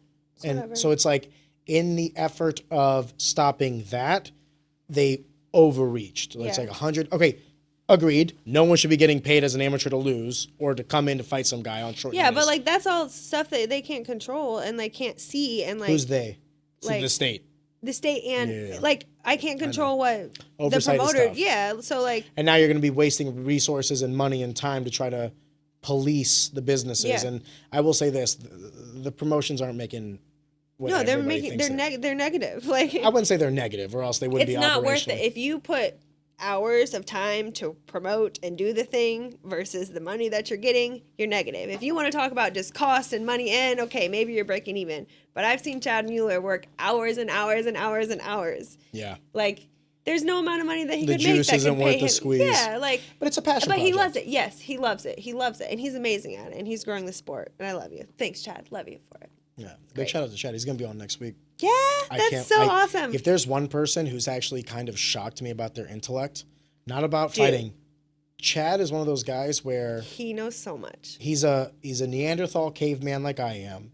But then I have conversations with him, and I'm like, oh motherfucker, you're smart. Chad is one of my biggest inspirations on the entrepreneur side. Is he? Yes, he has. He's very successful in all of his entrepreneurial endeavors, but yeah, he is definitely helped mentor me and help walk me through some things. Sweeps and Teeps specifically, stand-up fight series. You know, he lets me have a booth there every time. We've been there a couple times now, and I think it's super cool that. So at first, people would come to the brand because they knew me and they want to see me. But now, like at the tournaments, people will like come up with cash ready because from the last tournament they knew I was there and they're saving money to come next time. Like it's so cool. If they didn't have cash, they do. If they did, they might have Yeah, more. and then like they're like, okay, I want gear, I want shorts. Like I don't have to buy online. The tournament's next month. Like I'll see Lillie. And I remember one time I think it was on his last card. I was commentating and there were. No, I had to be the card before because I feel like I don't remember commentating. But anyway, No, it was the last card. I have commentated a couple of times on his fights, but one of the fights specifically. You were ringside the last one I saw you. Yeah, one of the fights specifically, the card had like 3 or 4 girl fights, and he announced that Sweeps and Teeps was the sponsor of all of the girl fights and every girl fight that he put on, and that's just so amazing, you know. Like he's a cool cat. Yeah, and he believes in me, and he's given me opportunities to learn and grow, and I just think it's super cool. I'll tell you one solid he did for me. This is kind of off the record, but I've kind of wanted to tell people. The last card he had with Julius Anglicus, they did like this little thing, like a Talk show podcasting? Yeah, talk show Yes. podcast, but Yeah. for the fights, right? And he was asking me, he's like, do you mind if we use your studio and all that stuff? And he's Yeah, like, he told this is me. what I pay my current guy. Like, I was like, dude, listen, just give me some tickets to the show. Like, Hell no yeah. worries. You know what I Hell mean? yeah. So we came in, we changed the studio up, we did the thing. There were some things that I learned from it. This is like, I'm still nascent in this podcast thing, right? So like, if you look at episode 1 to this will be 82, I believe, or 81, you could tell that it's like Yeah, amateur you're and pro. growing. Like, yeah. There's some things that next time around we're going to do it again for them, and we've talked about some of the things, additional stuff we want to do, which is funny. When I started this podcast, I thought it was just for myself. Now I'm realizing the value it can have for everything else. So for NFA, I did like the fights that I'm looking forward to. And it was so well received from the fighters that I'm like, fuck yeah, like this is what we're gonna do. Like, And you didn't even know that would be a thing that you would like or enjoy or would be an opportunity until it happened. Lily, I want to be very careful how I say this. I'm such a cocky cunt. Like I am, you know what I mean? But I never thought that the things that I say carries weight with people, because I was always that fighter was like, if you love me, cool. If you hate me, go fuck yourself. Yeah. I don't care. I don't care. But it was nice that as long as I keep these things positive, I don't want to be like, fuck this guy, right? I'm not doing that. But like, here's some of the guys that I'm looking forward to. Here's the fight that I'm looking forward to. I had so many messages and so many things of guys like being like, thanks so much, dude. Or like reshares and stuff like that. I was like, you know what? As long as it's positive, I'm for it. But to cater it back to Chad, what we did the first time around was like on a whim. I cannot wait to do this stuff for this next show. We're going to do that same thing, but we're going to change a couple things. And have you ever seen those DAZN, like one-on-one, like boxing, where they have like the main event, like sit across from the table from one another? Oh, yeah. I want to do that. Hell yeah. I want to do that. And he's down too. I've had to do that with an opponent before. Talk to her across Pro, the table. con, do you like it? I'm sure for the fighter it's awkward. I was confident. It was the one that was here. It was actually Chad's card. They did it live in person at the weigh-ins. Well, we're going to do it. We're going to do it better. It was, what was it? It was stand-up fight series. I don't remember when, though. I think it was like his second one. It was kind of awkward. I feel like, I don't know, for the fans, I want to, like, you know, it's exciting to, like, talk shit. But, like, I'm very humble, but I also, like, it's exciting to talk a little bit of shit, but, like. Well, can I add to that? Yeah. That's not what we're going to do. I don't want them to talk shit. I'm going to do a small podcast between both of them in front of one another. Oh, that's Does cool. that make sense? Yeah. Like, why'd you say yes to this fight? Like, I mean, if they, listen, you could talk shit about anything. You know what I mean? But I want to ask them, like, I want to ask them questions that I've never heard anybody else ask, and I wish I would have been asked. Does that make sense? Yeah. I'm not going to be like, what do you think of your opponent? Yeah, that's Are what they you did, ready like, for this fight? yeah. Like, that's everything. I want to be like, what's something you've had to overcome this camp? And how much more has that fueled you for this fight? Yeah. Do you have bad... Kind of let them get in the Is this heads of sport each or other's. bad intentions? Do you Yeah. want to hurt him or do you want to win? That's cool. That's what I want to ask. Shit like that. They can use that as an opportunity to talk shit. Anybody can. Yeah. They could be like, I got bad intentions. But here's the thing. You're also vulnerable when you're asked questions directly. They might be honest. If you would have asked me when I was in my fight career, like, do you have bad intentions for anybody? I would have told you. I'm not trying to keep anybody from work. I'm just trying to attain my goal. You could have looked at that as like one way or another. Con, I'm not as angry as you might think I am. Pro, motherfucker, I got a day job, I got a career, and I'm choosing to come in here and whoop your ass. Yeah. You better believe this is what I want to do, not what I have to do. See, that's all mental. Like Everything can be warfare. perspective. Yeah, everything could be perspective. So my goal is for them to be themselves. And if they do that, it's going to intimidate or not, regardless. Yeah. But anyway, forgive me. There's I wouldn't say acting. I don't think you There's act. I think you amplify. There's Whoever you are. There's a persona yes. as a fighter that. But your persona has to be rooted in reality. Yes. So, like, if you're not a shit talker, you ever see, like, remember back when Connor was coming up and a bunch of guys started talking shit and it was fucking awkward? It's like Chris Weidman's trying to talk shit and you're like, stop. I guess, like, no one wants, like, a perfect humble fighter, I guess. Gotta have a little excitement. I disagree. Look at Khabib. Yeah. I think what they want is authenticity. And I think that's been shown. Alex Pereira is the perfect example of this. Doesn't speak 3 words of English. Says chama and everyone loses their fucking minds. Just be you. It's true. Just be you. Yeah. And if you suck. I have a lot of different versions. What? a lot of different crazies. Oh, that's every woman. Yeah. I'm sorry. I mean, the best are crazy, so it's all good. What do you mean by that? Like, what are your... I just feel like I have a lot of different versions of myself. I show up a lot, like, authentic, like, I'm a bad bitch. Also have bad anxiety. Like, cry some days, fucking wipe my tears, like, you know, next day show up. So authentic for me is, like, it would have to be zoomed out in the macro. I'm vulnerable, but I'll still beat your ass. Yeah, fuck yeah. God bless. If you don't mind, I do want to caveat to that because one of the things I did want to talk to you about was entrepreneurial spirit. And I mean, you started Sweeps and Teeps, and you have this business now too, in conjunction with, I would even say in tandem with, because I mean, it's tied to you and you're a fighter. Mm-hmm. You said that Chad was an inspiration to you entrepreneurially. Did you discuss Sweeps and Teeps with him beforehand? Was Sweeps and Teeps something that you wanted to do like a long time ago? So walk me through this, because when Liz came in, she gave me a pair of your wraps, and I'm gonna have them. I told Liz this, but I'll tell you, I want this studio to become like a reflection of all the guests we've had. So yeah, that's so that's cool. in here now. I see him every time I watch the show. It's awesome. Yeah, so.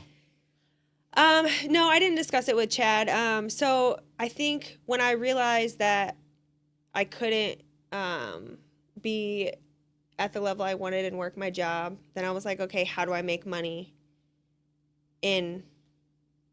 how do I make money and quit my job? Like, could I do that? What's the path? Yeah, like, what does that look like? So I was like, okay, could I coach?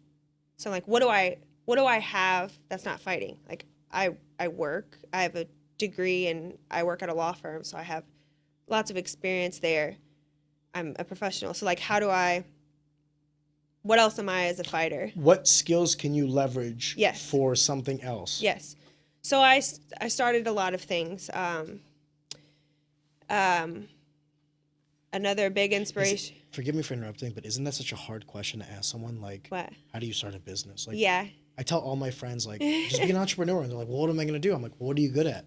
What are you passionate about? Where are your skill sets? And you can see, I actually had this conversation today with someone for lunch, and I was like, you're always the sidekick. Why are you never the superhero? And he's like, well, this, that. I go, what are you interested in? Yeah. What are you passionate about? What are your skill sets? That's a fucking tough question to ask people, because you're basically asking them to value themselves. Where's your value? That's fucking hard. And my value at that time was fighter, be the best, or my work, my career. So I was like, mutually exclusive. Yeah. They didn't tie into one another. Mm-mm. So I'm like, okay, how can I apply my skills and make money?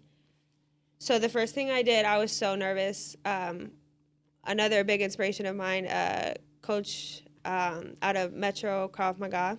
I train out of there. Coach Tom, he's my Waco coach. He goes overseas with me. He owns his own gym, so I get to see him as a businessman. And he was always encouraging me to coach. Like, privates are so expensive, and people charge crazy amount of money. And I'm not a coach, but I do have a lot of experience. And I used to do for my fundraising, I would do like five privates for $100 for kids, and it'd be like, that's a steal. Yeah, but I'd get $500-600 from parents, and they'd be like 45-minute sessions. But yeah, that's a steal. It's a quick $100, and I learned a little bit from that. I mean, that's good value. Sorry, when I say a steal, I'm talking about for the purchaser, because I know people that do $65 for an hour. Yes. So $100 for 5 sessions, Yes. 45 minutes. That's a steal.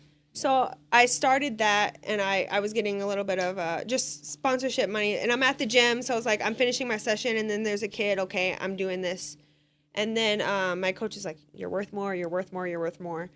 Well, about that same time, Jordan Dowdy had introduced me to Amanda Clifton at Revive. And for the women's program, I have great jiu-jitsu at the Wolves Den. I have great training partners, but there's no women. Yeah, I get you. So I started training Damn, over it's there. a sausage fest at Wolves Den. It is. Lillie It confirms. is. The ladies, please come. I told all the high school boys Tuesday night we all sparred. There was like 8 high school boys. It was me and Liz. I was like, man, don't you guys have girlfriends? Here's the thing, though. You think about it. You're like a woman coming in. The 2 other girls are Lillie and Liz, and they're fucking like, you guys are high level. You guys are probably intimidating. It's pretty. Like, the dudes there, like, they're the coolest, and like we can beat all the new guys up. Like, there's great experienced men there, but for them to see us as experienced women and athletes, like, they get really good work. Like, the nice thing about martial arts is it's progressive because it's a meritocracy. And if a girl is in there and she can beat up boys, guess what she gets? The respect of everybody. yeah, Doesn't matter. Sometimes. You don't think so? No. There, But, I mean, if you're beating up guys, there are guys that don't respect you? Yeah, for sure. What? There's no way. Yeah, absolutely. I just choose not to go with those guys. They don't give me any benefit. God bless. You can't respect my technique that I'm jabbing you, and you need to move your head, and you're going to throw an overhand right. Okay, let me change the question of that before. I don't want to change the subject. I want to talk about entrepreneurship. do you feel like the people that are more experienced give you the respect? Are you talking about inexperienced individuals? Or are you talking about people that have been in the game I think are still like, no, go fuck yourself? I believe that there are some guys that just don't. Sexist. I wouldn't say sexist. I would say that maybe they don't feel like I'm worth their time. Like when I go with the guys, like for rounds, you have to, yeah. Bigger guys? Yeah. Forgive me, bigger guys makes sense. But that would be also for little guys as well. Like meaning the little guy, like maybe someone would. The heavyweight's not going to look at me at 35 and be like, that's a round that I need. Does that make sense? But so it's not a sex thing; it's more of a size thing. Even the small guys. Oh, okay. I mean, not at my gym. Not at my gym. My guys are good, but like there's just. Does that annoy you?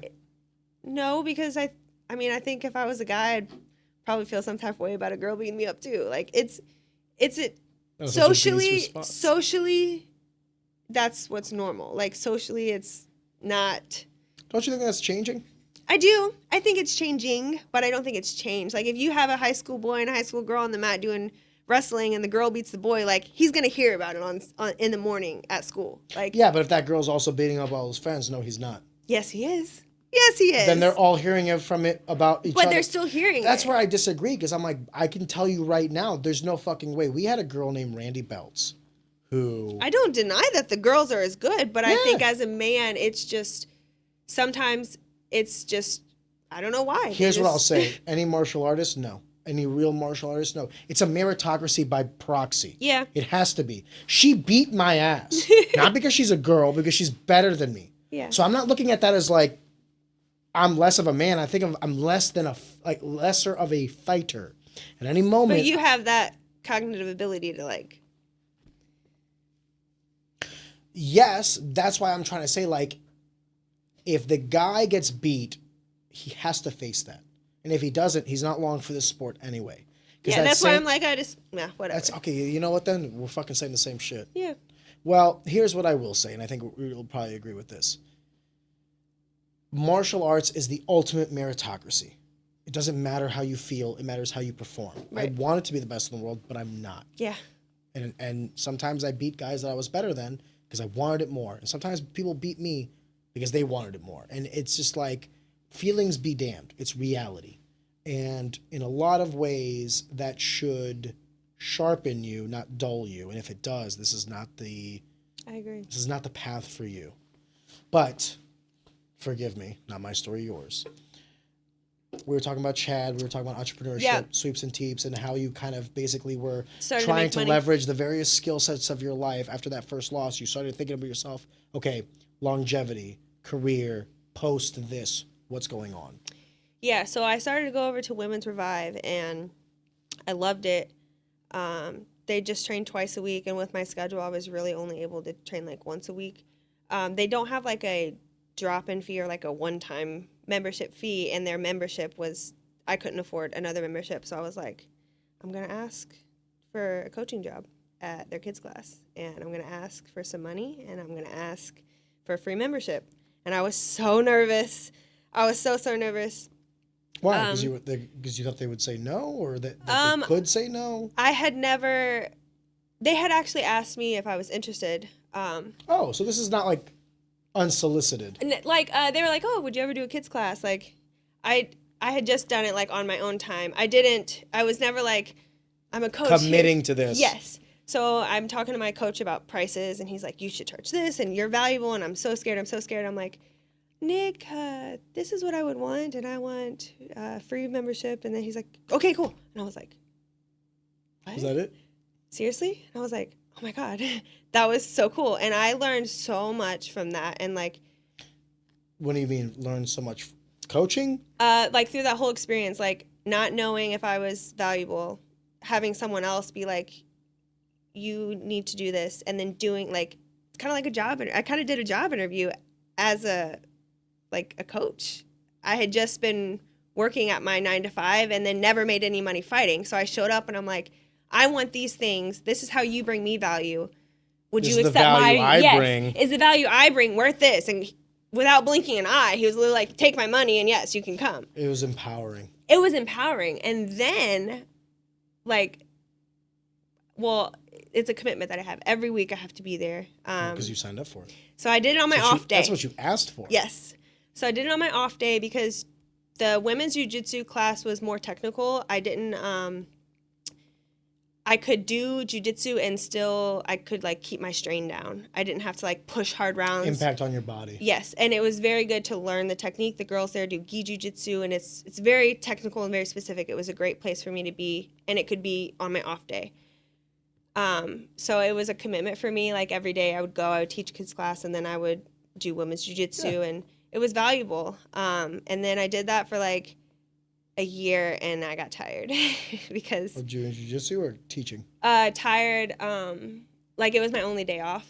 So like I trained 6 days a week and work 5 days a week at my job. So Thursday was my only day to like do laundry, like unfold shit. Like, so Thursday was my day. That's the most adult shit I've ever heard in my goddamn life.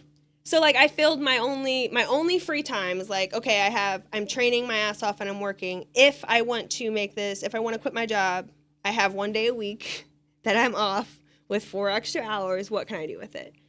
So I started to go over to Revive, and then I learned so much like at that gym.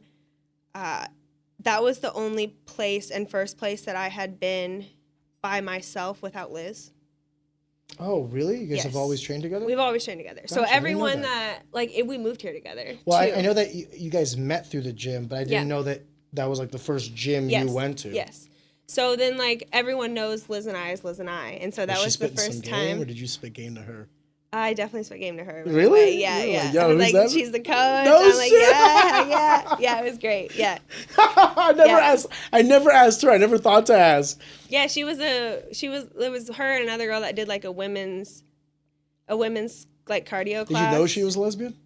Well, yeah, she looks like a lesbian. Come on, what? Well, all manly Yeah. girls are gay? No. Whoa.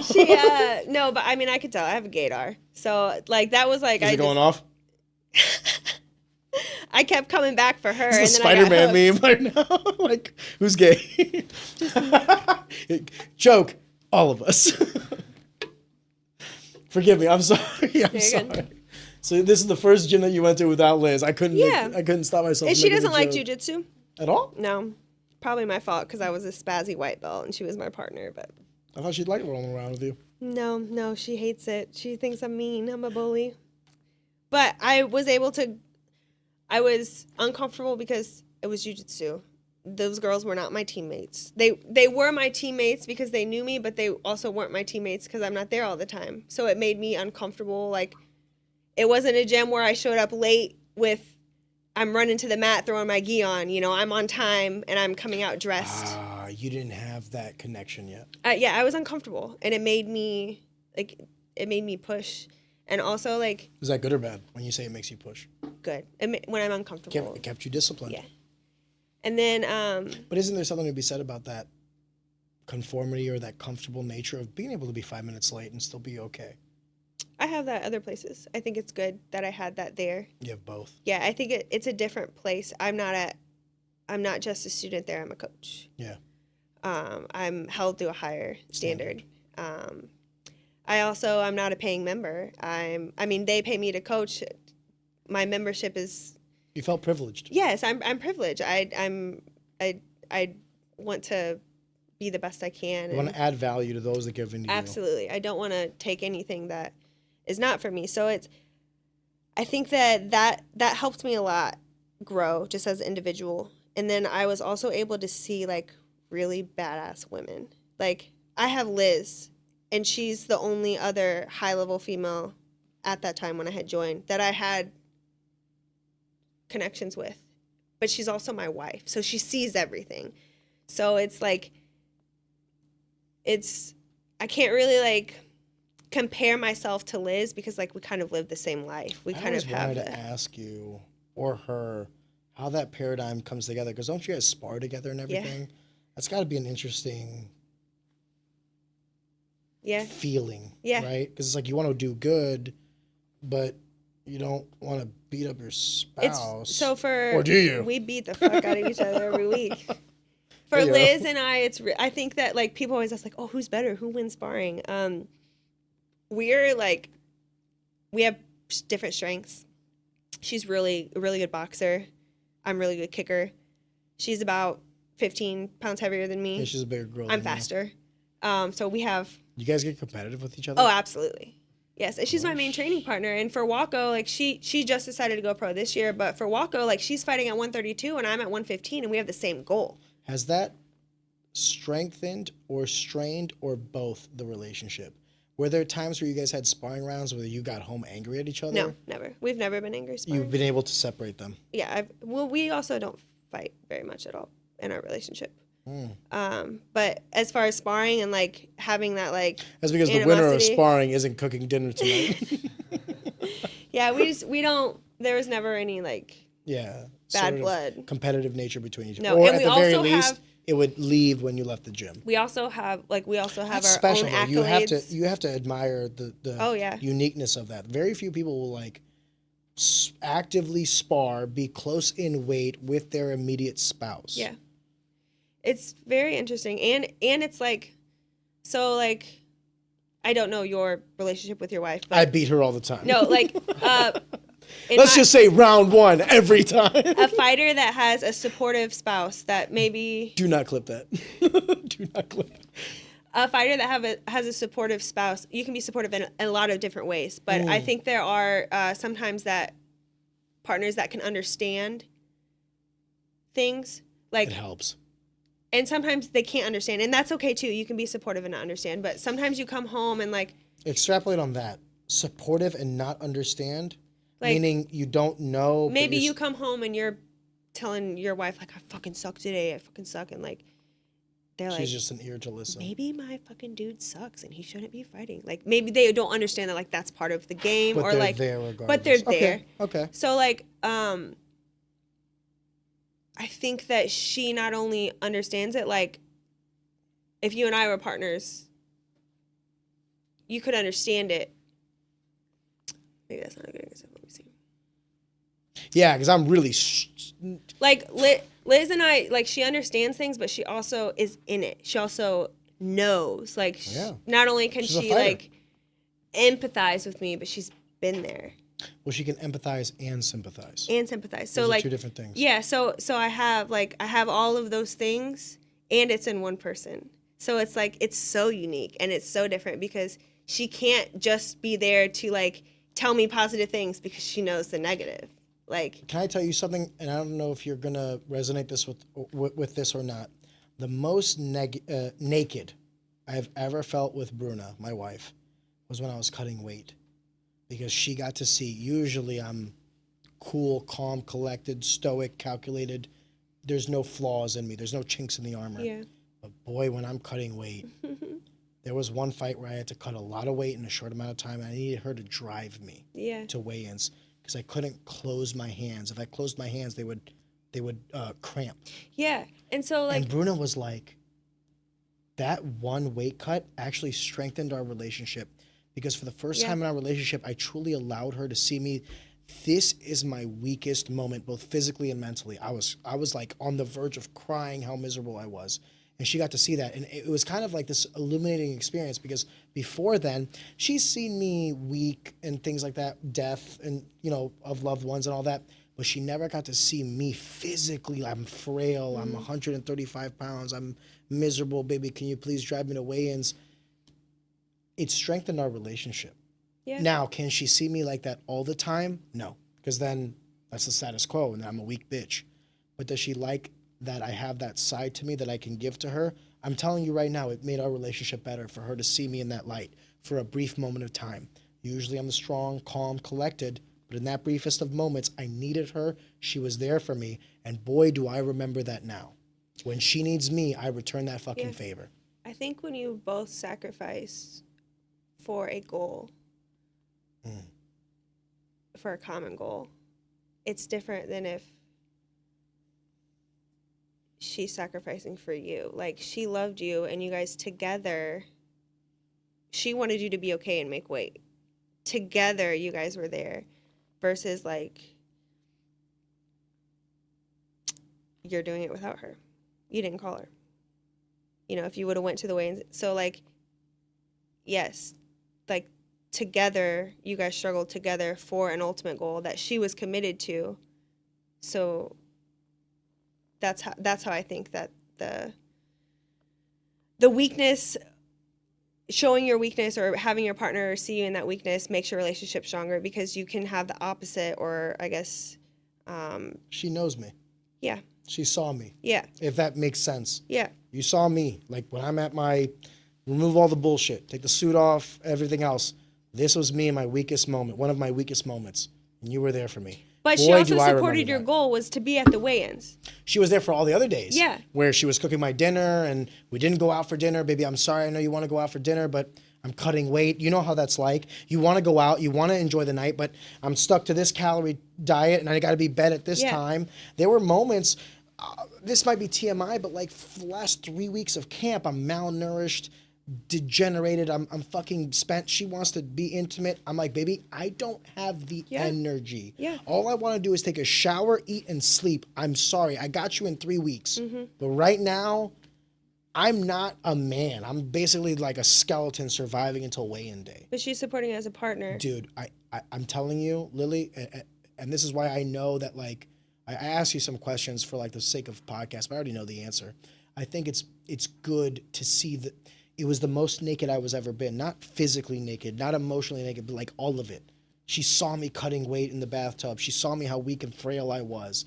And then she sees me on fight night, the compare and contrast. And I want her to see it. I want her to know she's not from this world, not like you and Liz. Like, you guys have both probably been there for each other. Yeah. So both, like, you needed her, she needed you. I'm sure that only amplifies everything. Yeah, it does. And it makes the wins even more sweet, because it's together. we've seen each other highs and lows. So you're more appreciative of it because you know the valley. The peak is so much sweeter. Yeah. God bless. Yeah, we have a very unique relationship, and it's pretty awesome. I really don't know what I would do without her. Like, I don't think any of the things that either of us have done, like, this week is my fight week and she doesn't have a fight. Like, so, like, it's all about you. It's all about me. Like, she fixed my breakfast, lunch, and dinner so I could walk out the door and do this shit today. Like, so I could train. But, like, after my fight, she's going to have a fight, and then it's all her. So it's like, yeah. Roles reverse. Yeah. It's, don't you think that's how cool. it should be? I do. I think that kind of what I was saying about having an ultimate goal together, like, it'd be one thing if I had goals and Liz had goals and we were both going towards our goals, but, like, we have a goal, and, like, as long as things align, like, before I took this MMA fight, I got the message. The first thing I did was message Liz and be like, hey, this is the date. Does this work for us? Like, together. Can I be in a fight camp right now? And if she's like, if we were like, fuck, we just had to put our dog down, which was unfortunate. I know. Like, I'm so sorry, by the way. yeah, it's very sad. But, like, things, life happens. Maybe we didn't have the money. Like, we have to make the decision together. And then when we make the decision together, that's a decision that we made together and we are going to do together. So, like, because you're basically asking her to commit as well to this. Yes, because I can't do a fight camp by myself. Like, my laundry won't get done. Like, like, I can't. Like, there's no way that I can do this. I need my partner. We have to do it together. That's the line of the podcast. How are we supposed Who's gonna to wash train? these clothes? I was telling Spiros the other day, he was at the gym and he was like, I lost my tickets and my phone. He's like, I can't find him. He was looking for like 5 minutes. I was like, bro, you need a wife. He was like, what? I'm like, I always lose my keys. He's dating that girl. But He's you know who knows where my keys are? My wife. Have you talked to him about that girl? No. They're serious. Nice. It's good. No, I've been kind of MMA. I've been kind of MIA at the gym because I had the week that I had the flu. And then this week was his fight week. So we didn't get to see much of 6 second. Yeah. In any other aspect of life, that's a detriment to a man. But in a fight, good job. Yeah, I got to train with him quite a bit for this fight. That was cool. Can I ask you, because we were talking about earlier, and forgive me for the whiplash and the change of the conversation. No, I love it all. It's cool. I have want- a lot of things up here, so all directions. It's like a subway up here. We can like go and connect over here, and then we can like scoop back. Well, contrary to popular belief, I can go both ways. No, but to sweeps and teeps specifically, because I waited until I was done to pursue entrepreneurial goals. You're kind of doing both in conjunction with one another. And I find that immensely impressive because I know how hard that is. when Liz was on, she was talking about how you were like talking with manufacturers and seeing materials and all these other things. So you have your hands in your career, training, and also your entrepreneurial endeavors. That's a fucking full week. Full Full, full Week, week, not Weak. What is Sweeps and Teeps to you? Is it your baby? I'm figuring out as I go, for sure. I started it when, like, I kind of was asking questions about, you know, like, what do you value, like, da-da-da, so I can coach a little bit. People know me for kickboxing, and I'm totally fashionable. Like, I love fashion. Love it. I always get a victory outfit for my, like, after I fight, I'll come out, go upstairs, change in 5 minutes, and I'll come back down with heels, makeup on. Like, I love it. I love fashion. Do you like looking good? I like looking good. Yeah, I look good, fight good. But I love fashion, like, specifically fashion overseas. Like, in America, if you go to the bar or you go see friends, they're, like, all dressed the same. Or, like, you'll see it on TV, and then you'll go to the bar and it'll be there. But, like, overseas in other countries, like, people wear whatever they want. And they don't wear what's on the billboard. Like, they have their own style. I remember the first time I saw this girl wear, she had a dressy shirt on and jeans and tennis shoes. And I was like, people wear heels with dressy shoes in America. Like, that would be weird in America, but that is so dope. So I love fashion. So I knew that kind of had, like, a play in Sweeps and Teeps. I'm like, I don't know how to do this, but, like, we'll just see. So I'm thinking about, like, how I can make money, how I can be a business.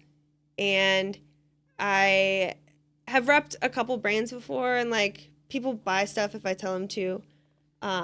Like, swag-wise. HK, I've repped some HK. I've got some people who buy some HK.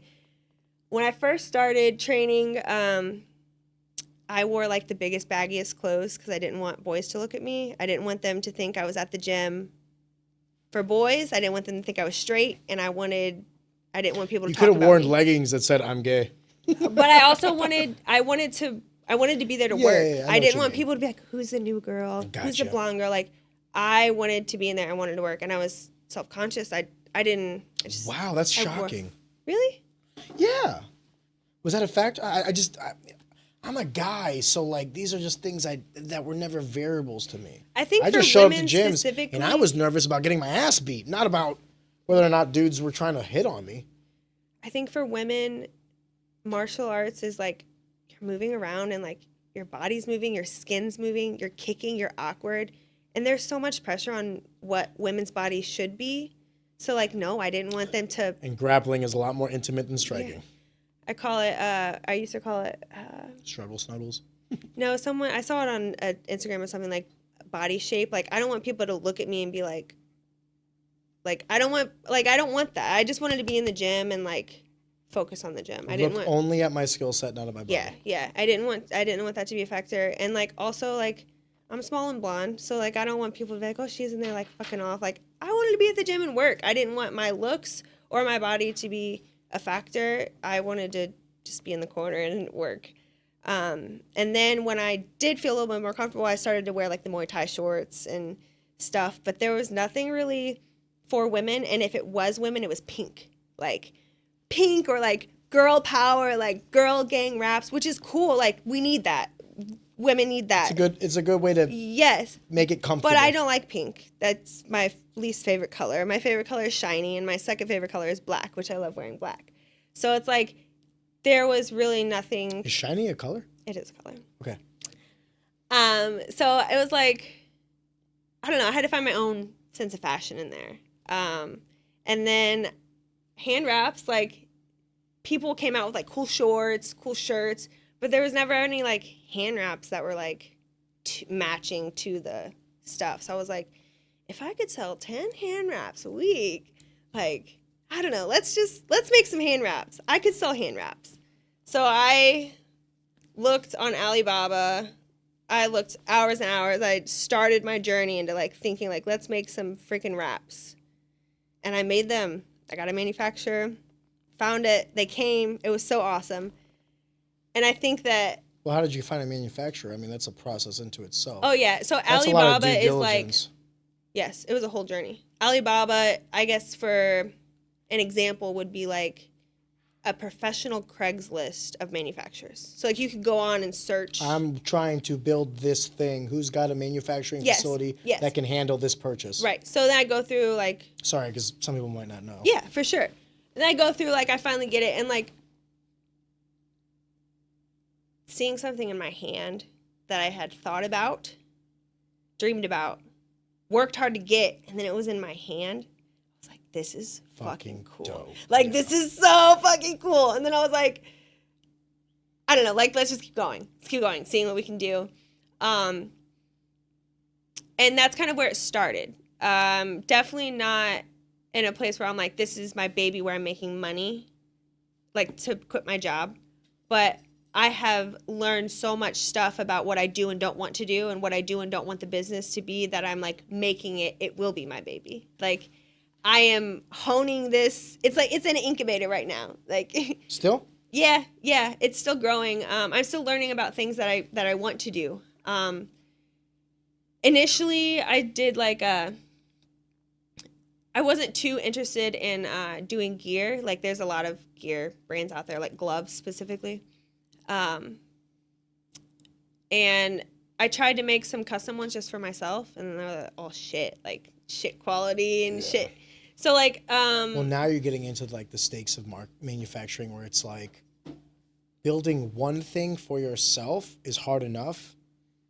Building many things for many people is exponentially more difficult. Because if you're picky, imagine everybody else and what they preference and everything. So I didn't think like, oh, I'm going to start a business and I'm going to have an apparel business. I didn't know what an apparel business entails. I still am learning what that entails. All I knew is that I am a kickboxer. People know I dress well and I like fashion, and then I know how to negotiate, and I know how to work. I know how to be a professional. Like, I work in insurance. I have a bachelor's degree. I'm smart. I know how to work. If you give me these skills, like learn these things and do this job, I can do it. I can do the work. So I knew I could teach myself business. I knew I could teach myself the manufacturing navigations. I know enough to figure it out. God bless. Yeah. So that, like, I'm figuring it out, and I still don't know exactly where it will go, but I'm figuring out what I do and don't want. The gear thing specifically, like, I thought it was just a matter of ordering gloves. Like, oh, like, hey, this is the glove I want. Make this. It's definitely not like that. But then I was like, you don't care what's inside of it. Yes, but then I'm like, okay, like, well, I've done a lot of different things in the business, but for example, specifically Combat Corner. Like, Combat Corner is one of the CRNR. most prestige martial arts MMA gear brands right now. Like, why would I, in my mind, it didn't make sense for me to try to like research and find out how to get the best gear. Like, they're doing it. Like, get Combat Corner. So I'm like, okay, I'm going to get Combat Corner. So like, now I have a deal with Combat Corner. I sell their stuff in my brand. And like, that elevates my brand. Like, Hold up. You have a thing now where you're working with their manufacturing, like meaning you're getting their quality stuff, but with your brand on it? No, I'm selling Combat Corner brand. I have a deal with Combat Corner. I sell Combat Corner out of my gym, out of Mock's gym. Got you. But also, like, and this is kind of like, where do you want it to go? Like, now I have a deal with them. Like, I got some like t-shirts and stuff. They can also like put my logo on that. Like, that's an opportunity for me. So like, and that's cool. That could be like, people know Combat Corner anyways. That's the gear that they buy. So they come to me and buy Combat Corner gear. They buy my sweeps and T-straps. They associate the two brands. Like, I'm elevated. I don't have to be a prestige gear brand. I have a prestige gear brand right here that's working with me. Symbiotic relationship. Yeah, relationships. Sorry about that. Your participation with Combat Corner seems to me at face value as actually you kind of being with a direct competitive. Am I incorrect in asserting this? Because they're more on the gear, and they also do some apparel, but more like, gloves, shin guards, things like that. But isn't that exactly what you're trying to do as well? Like, No. I know that you do the apparel. Are you not trying to get into the gear? No, I don't think I'm interested in the gear. Because of all the extra variables? Don't you see that as an opportunity, though? No, I think that I have a couple thoughts on gear. Gear specifically, like, for me, I need the most expensive gloves. Like, I need high quality because I train forever. The average person that comes in does not need that. No. So How fast do you go through a pair of 16-ounce boxing gloves? One every 6 to 8 months? I have a couple of things. So I hit with my 10s. So I don't hit with my 16s. I only spar with my 16s. So my Got you. 16s, Wow. I only spar. I probably go through like 2 a year. So what do you hit Maybe with your 10s? maybe once a year. What do you hit with your 10s? My pads. I drill with 10s Why? because 16s are too big. It's not realistic. You're not wrong. I used to start hitting with 4-ounce gloves near close to the fighter because I Yeah, wanted or like I mean, but wanted if to feel you're it on drilling my too, knuckles. like drilling, like you're hitting me like jab kick, and I'm parrying like 16. They're way they're bigger huge. gloves. They're yeah. pillows. Yeah. So like I need. So you have a good gear. 16, a 10s. Do you also have MMA gloves, I'm Yeah, guessing? yep. And then you probably have, what, 4-ounce and 6 ounces? No, I just have the puffies. So the 6 ounces. Okay, Yeah. so you don't have a pair of 4 ounces. I do have a pair of 4 ounces just because I fought on. Oh, so the ones that you kept. Forgive me. Yeah, but I don't really use them because I Gotcha. don't spar with them. Yeah. Do you ever grapple with them? No. I'd start. Yeah. I'm just saying it changes the game. Yeah. Wear those 4 ounces while you're grappling. Just tell them, I'm not going to hit you, but because it changes Oh, everything. like why I'm just grappling? Yeah, because that it's makes like sense. it's like the grips. You start having to pinch with your fingers. You don't have the full ones hand. I fought with on PFL had or not PFL. What was it? Peak. I don't freaking know all the letters. They didn't have any thumb at all. They were just the They knuckles? were just knuckles. It That's was interesting. so dope. I was like, my thumb is That's got to be amazing for grapplers. There's no inhibition. probably So like you can just like grab if you want to. yeah. They When were, I had Sid on, he told me a lot of the Dagestani I was fighters listening to that. That was cool. barely ever like even wrap Yeah. their hands. They'll just do the wrist so that they can grab. And I was like, that's actually fucking genius. And But hindsight. as far as like competition wise, no, I don't like. I think that the best of the best gloves are like. Combat Corner is killing it right now, especially for MMA. Like they have like they're really like the MMA knee What do you pads. think of Windy? Those are prestige for boxing. Got you. And then like for me, like Ringside. probably haven't even heard of them? Probably boxing. Okay. They have ringside tournament. So like for me, when Hayabusa? I think they're a little expensive. I think they're overpriced. Yeah, they're a little overpriced. I would say Fairtex is probably the most I like Fairtex. expensive and authentic. Yeah. And like Bang even for buck kind of thing, is that what you're saying? Huh? Like if they're going to be expensive, they better be fucking good. Yes. I think Fairtex is yes. So it's like for me personally, like I want the best of the best. I don't want to sell average gear. And I think as a business, as a gear business, you have to sell everything. I also think that I know that Fairtex and Combat Corner they've been in the game for 10, 15, 20 years. They've perfected this. I'm not interested in trying to perfect gear for the next 20 years. Well, you're not trying to They've compete perfected against it. guys like that. Yeah, like, and why not have them just elevate my brand while it's an opportunity for me? Two things in business: either be first or be better. So Yeah. if you're not first, can you be better? If not, then don't get in it. I think that I don't think they're a competition with me. I think that we're separate. I Yeah, think yeah. that if You're you more the apparel. yes, but I also think I'm associated with the brand so much. If you think of any Hayabusa, do you know who owns Hayabusa? Do you know who the face of that is? I know that George St. Pierre is big with them. That's an influencer. That's do you fair. know that you're no, buying? No, he's equity stakeholder.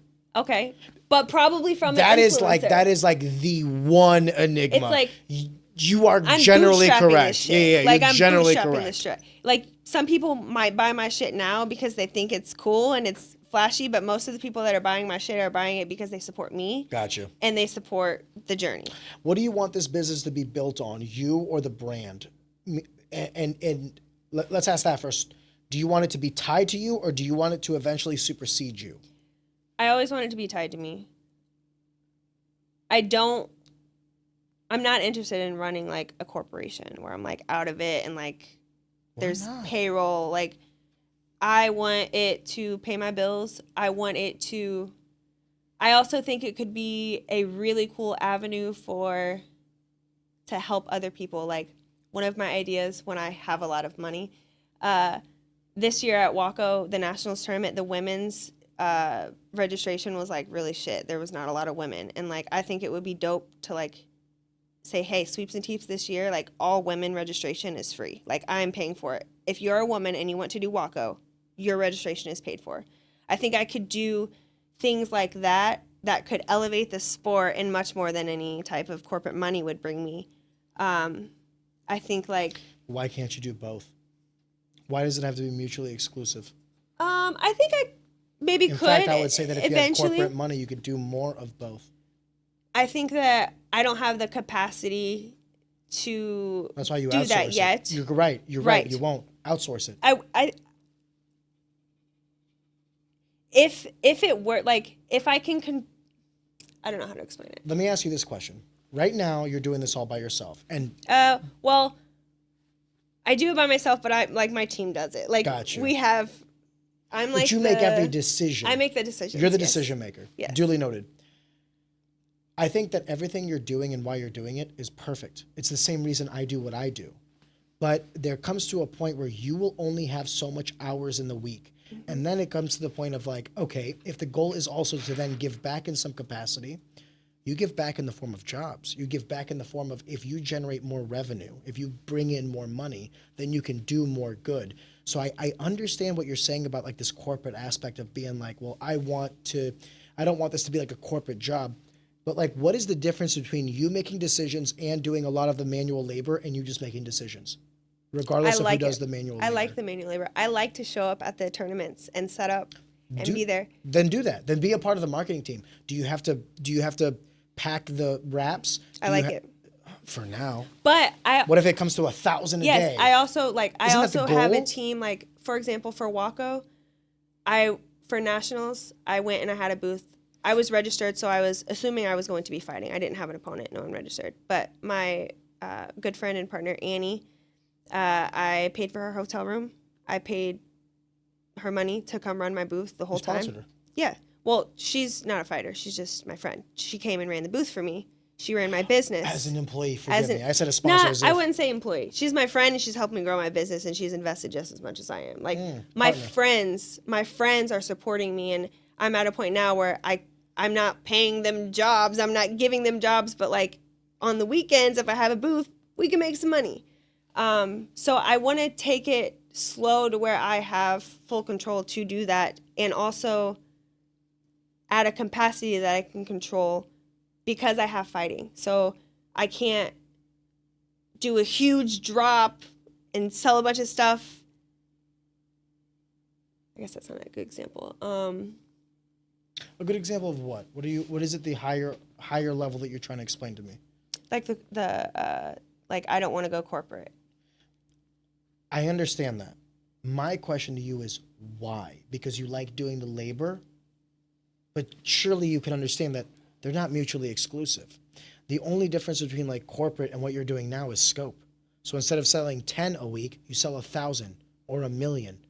You can still do all the things you're still doing. So I think I could sell like 1,000, 1,000,000. I think I could be at like,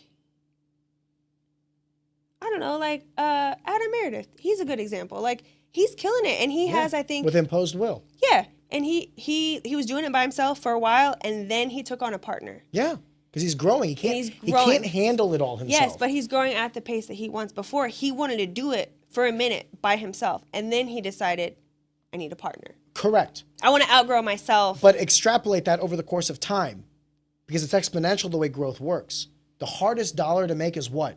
Your first one.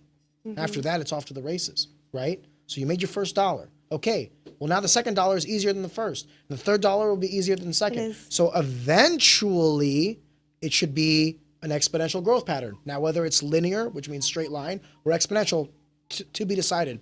I guess what I'm trying to say, though, is if the goal is success, and the goal is growth, and the goal is for this to be yours, then inadvertently, it will then get bigger than you. Yes. My original question for you was, do you want this to be tied to you forever, or basically detach from you and be its own thing?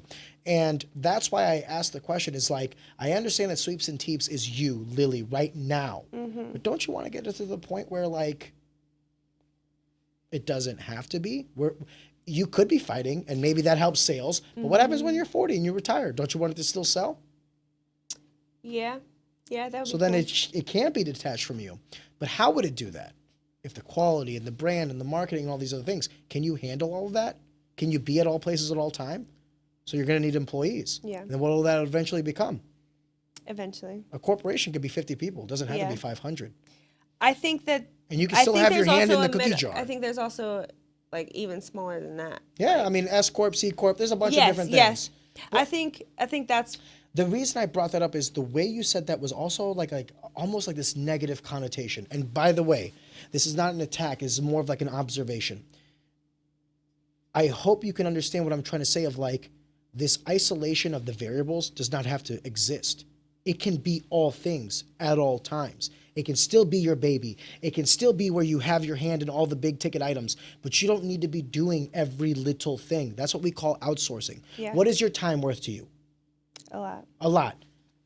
Can you pay someone to do something that you're doing right now for less if you had the means to do it? Meaning you make $100 an hour, and instead of you wrapping the boxes, you could pay someone else to be doing $20 an hour. If you do it, that's costing you $100 an hour because it's Yeah, I get that. And if you pay them, now you have a delta of 80.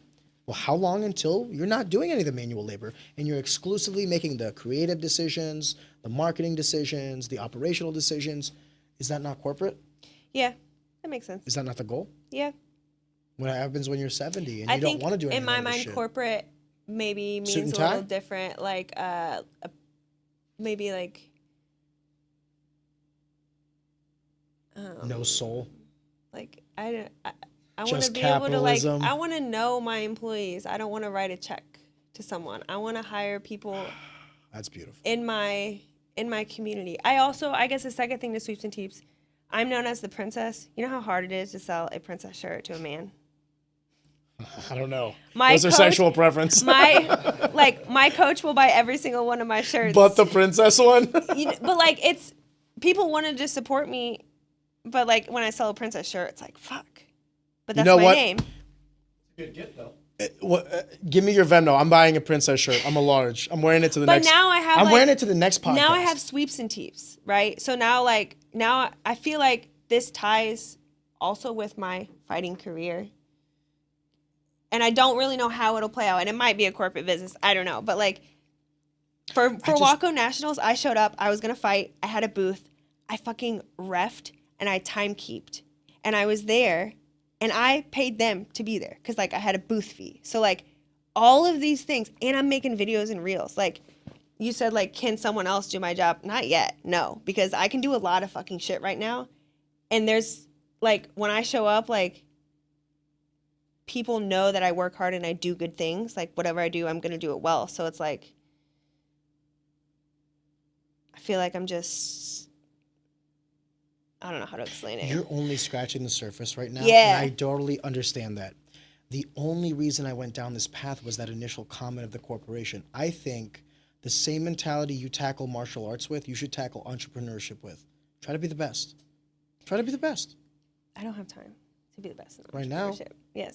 But What I about, will. What about 8-10 years from now? Yeah. It'll be a lot harder to set a job in a field dealing with martial arts apparel when you're no longer in martial arts. Yeah. You can walk and chew bubblegum, right? I'm not saying, do this tomorrow. I guess what I'm trying to say more than anything is, if there's any one thing I've learned in entrepreneurship is I've always had a plan, and then within day 2, my plan gets turned upside down. Oh, yeah. Fuck yeah. And now all I'm saying is I don't know what shape this podcast will take, what the trucking company will take, what my consultancy will take. I don't know. All I know is as long as I keep an open mind, make sure that everybody, and I do agree with what you're saying about, like, I don't want to necessarily write a check to a number. I want to know the people. Yes. I love that. I do love that. And I want people to love it. I don't want people to be like, I got to show up to But Sweeps you're the and Teeps. kind of person that should run a company then. Oh, thank you. With this mentality. I think the problem with a lot of this capitalism and corporate culture is because people become detached. An entrepreneur. But do they have to be? No, because what Does happens it is take that to be successful? Do people get hardened? And that's what I guess I meant about, I don't know what depends on corporate how much money looks like. you want. It depends Yeah. on how much money you want. Are you okay with making $1 million instead of $2 million? Are you Right. okay with maybe 20% profit margins instead of 30%? Right. These are all questions you're going to have to ask Exactly. at the time. But I guess what I'm trying to say is the majority of the companies that exist now in the S&P 500 and the top 2,000 companies in the world, the owners are no longer the owner-operators. Yeah. And other people have stepped into that role, people that weren't there day Like, one. do you follow Alex Hermosi and Layla Hermosi? I have no idea who either of those are. Oh my gosh. Okay, well, they're also I'm uneducated. my business mentors on YouTube. But like Layla specifically, like, she's a workaholic like me. She loves to work. And people are like, you work so much, you work so much. Like, she made a life where she likes to work. Like, she is the CEO and she's in, like, there's things that she doesn't do, but she is in it day to day because she loves it. There are companies also that she owns that she has monetary ownership in, that she doesn't. She's an investor. Yeah. Or there's things that maybe she just do a little bit, but like what she loves, like she loves running her business. To own her and I operate. love a little girl coming up to my booth and asking for hand wraps that have cats on them. Like, I love that a girl can come up to me and like look up to me as a fighter and as a fashion, as a business owner. Like, I want it to be more than just the money. Don't you want to offer that to as many little girls as possible and not the ones solely tied to your physical location? If I can remember them all. Oh my gosh. I want it to be meaningful. And that's what I think, like, the money isn't. Leave money outside. Yeah. I'm not talking about revenue. I'm not talking about profitability. I'm talking about scope. Do you want to help one girl that you see in front of you, or do you want to help 100 that you'll never see? I think I could help one girl a lot better. I disagree wholeheartedly. Yeah. I think you're going to do so much better for the 100 that you'll never see. And that if you have to tie every little thing to the emotion of it, you're losing the sauce. What are you doing this business for? I'm trying to figure it out. God bless. That's like, a tough question. Yeah, I think I started it because I wanted to find out how I could monetize my fighting in a career way. And I see, like, there's so many people in the community that do it in different ways. So I, like, pull parts from them. Like, Junior's wife at Revive, like, she owns her own cleaning business and she runs, like, the logistics of Revive Gym. And, like, that's cool to me. Like, that's really dope. Like, Mop runs his own gym. He doesn't fight. He doesn't work anywhere else. He just does that. Yeah. So I think that there's... He's his own boss. Yeah. I think I'm trying to figure out a way to do that in my space, in a space that's never been done before. Like, there's no fighter that owns their own business that's... Like, no one's doing what I do. If you ask me, like, who's your role model? Like, who's your mentor? Like, I have a bunch, and I'm taking a bunch of little things from a bunch of different people because there's nothing out there. Like, there's no one out there that does what I want to do. There's no one out there that's living like I want to live. I want to make my own shit. And well, you can still be a trailblazer walking a trail 20% of the time and then taking a deviation and making your own path. I think sometimes people think that they have to do everything from scratch and completely reinvent the wheel. I think your approach is the proper one, where you're taking inspiration from a bunch of people, learning from a bunch of people in application, not just theory, because we were talking about like business and everything. And I'm telling you right now, I will take a person who's run and operated their own business over a business administration graduate 10 times out of 10. Yeah. Because that motherfucker at least knows, like, no, you're going to get a PO for some random shit, or there's going to be like an additional fee that you're not considering, or what have you, or just industry knowledge. You probably know more about this industry than some graduate right out of college, right? So, and there's people that owns brands and just do brands. The only thing you've said tonight that I disagree with is this aversion to scope, that you somehow, by thinking that if something is bigger, it is less personal, and I could not disagree more. So tell me who owns. Like, tell me who owns the martial arts brands that you use. Well, I don't really fight in martial arts anymore, but I'll explain to you a brand that I currently use that I'm a big fan of, that I don't personally know the owner of. I've never talked to them at all, and that would be Sam Altman, who just did OpenAI, and I use ChatGPT. I do too. ChatGPT has fundamentally changed the way that I live my life and work. Fuck yeah! So if Sam Altman was like, I'm going to exclusively hold this AI for the people that I physically meet, and I have to touch every customer and all these other things, would you not agree that he's changed your life for the better? Yeah. You think that by being personal, that this house somehow changes the value of the thing that you're producing. Yeah, that makes sense. That's a good And these point. are different things. So I subscribe to the utilitarian approach in certain aspects of life, and that is the most amount of good for the most amount of people. And that's why I asked you that question earlier when you were talking about this girl comes to your booth and asks for hand wraps with kittens on them. Great. You want to help that one girl, and you get the warm fuzzies because you physically saw her. But isn't it not a little selfish to not help the other 99 because you're not physically there?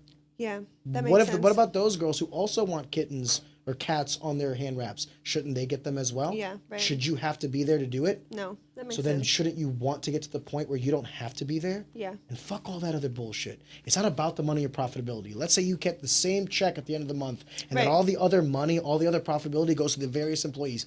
But that's the other thing with scope that increases that people don't understand. One of the greatest joys I have in this life is signing a check. Signing his check, signing their checks, whoever. I love paying people for the work that they've done for me because now I'm garnering not only value for myself, I'm garnering value for the people that purchase or subscribe or consume my product, but now I'm also garnering value for the people that work underneath me. And I want to be the boss that I wish I would have had. Yeah. I want to be the empathetic, the sympathetic. I want to do all the right things. I want to respect and admire. I want to be the boss I wish I would have had. Who would do it better than me? I trust me to do it the best. That's why I've taken the ownership of that. I want to see people like you who think the way you think, do the things you do, because it'll make for a better civilization, a better society, a better capitalistic world if the people truly see the humanity in commerce. Commerce is not money exchanging hands. It's what we use instead of bartering. It's goods and services being Right. exchanged by one another. I need these hand wraps for me training. You understand this, so you want to provide a product. Hey, thank you so much. Now I have this thing that's personalized to me, value added to me, value added to you. We've made the world better through our commerce. That's what capitalism should be. Not just a binary number of profitability and expense and revenue. It should be more than that. The human element should always be possible and prevalent. So the only thing that I hope I've extrapolated this properly. If you continue to do good, you will grow. And by virtue of growing, you will at some point eclipse yourself. And I don't want to see you limit the possible good that can be done because of you thinking that there's this unhittable or unexplainable value because you have to be attached to everything. Yeah. Outsource it, create jobs, pay other people, That makes sense. It's do scary. all that for everybody else. And then they'll look at you the same way other people look at other people. You have mentors like Mop and all those other people. One day, if this continues to grow at the current trajectory, someone will say on a podcast, man, I was watching Lillie the other day and she's managing these three Oh my fucking gosh, that'd people be so and she's crazy. doing these deals with these manufacturers and oh my God, she's just handling so much. Not she worked one booth at this one event. Yeah. It's scope creep, but it's Yeah. good.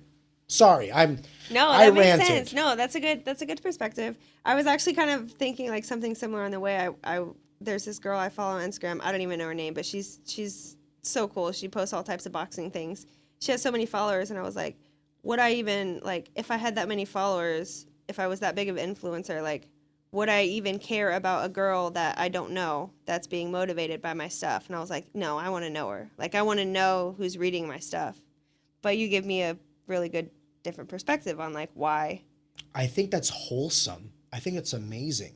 Thanks. But I think it's unattainable at mass. Yeah, that the makes better sense. the better way to question that is if what she was doing was not something that she was so passionate about and cared about, yes. she would not garner the following she did. And by virtue of success, you will always eclipse yourself, whether that's entrepreneurship.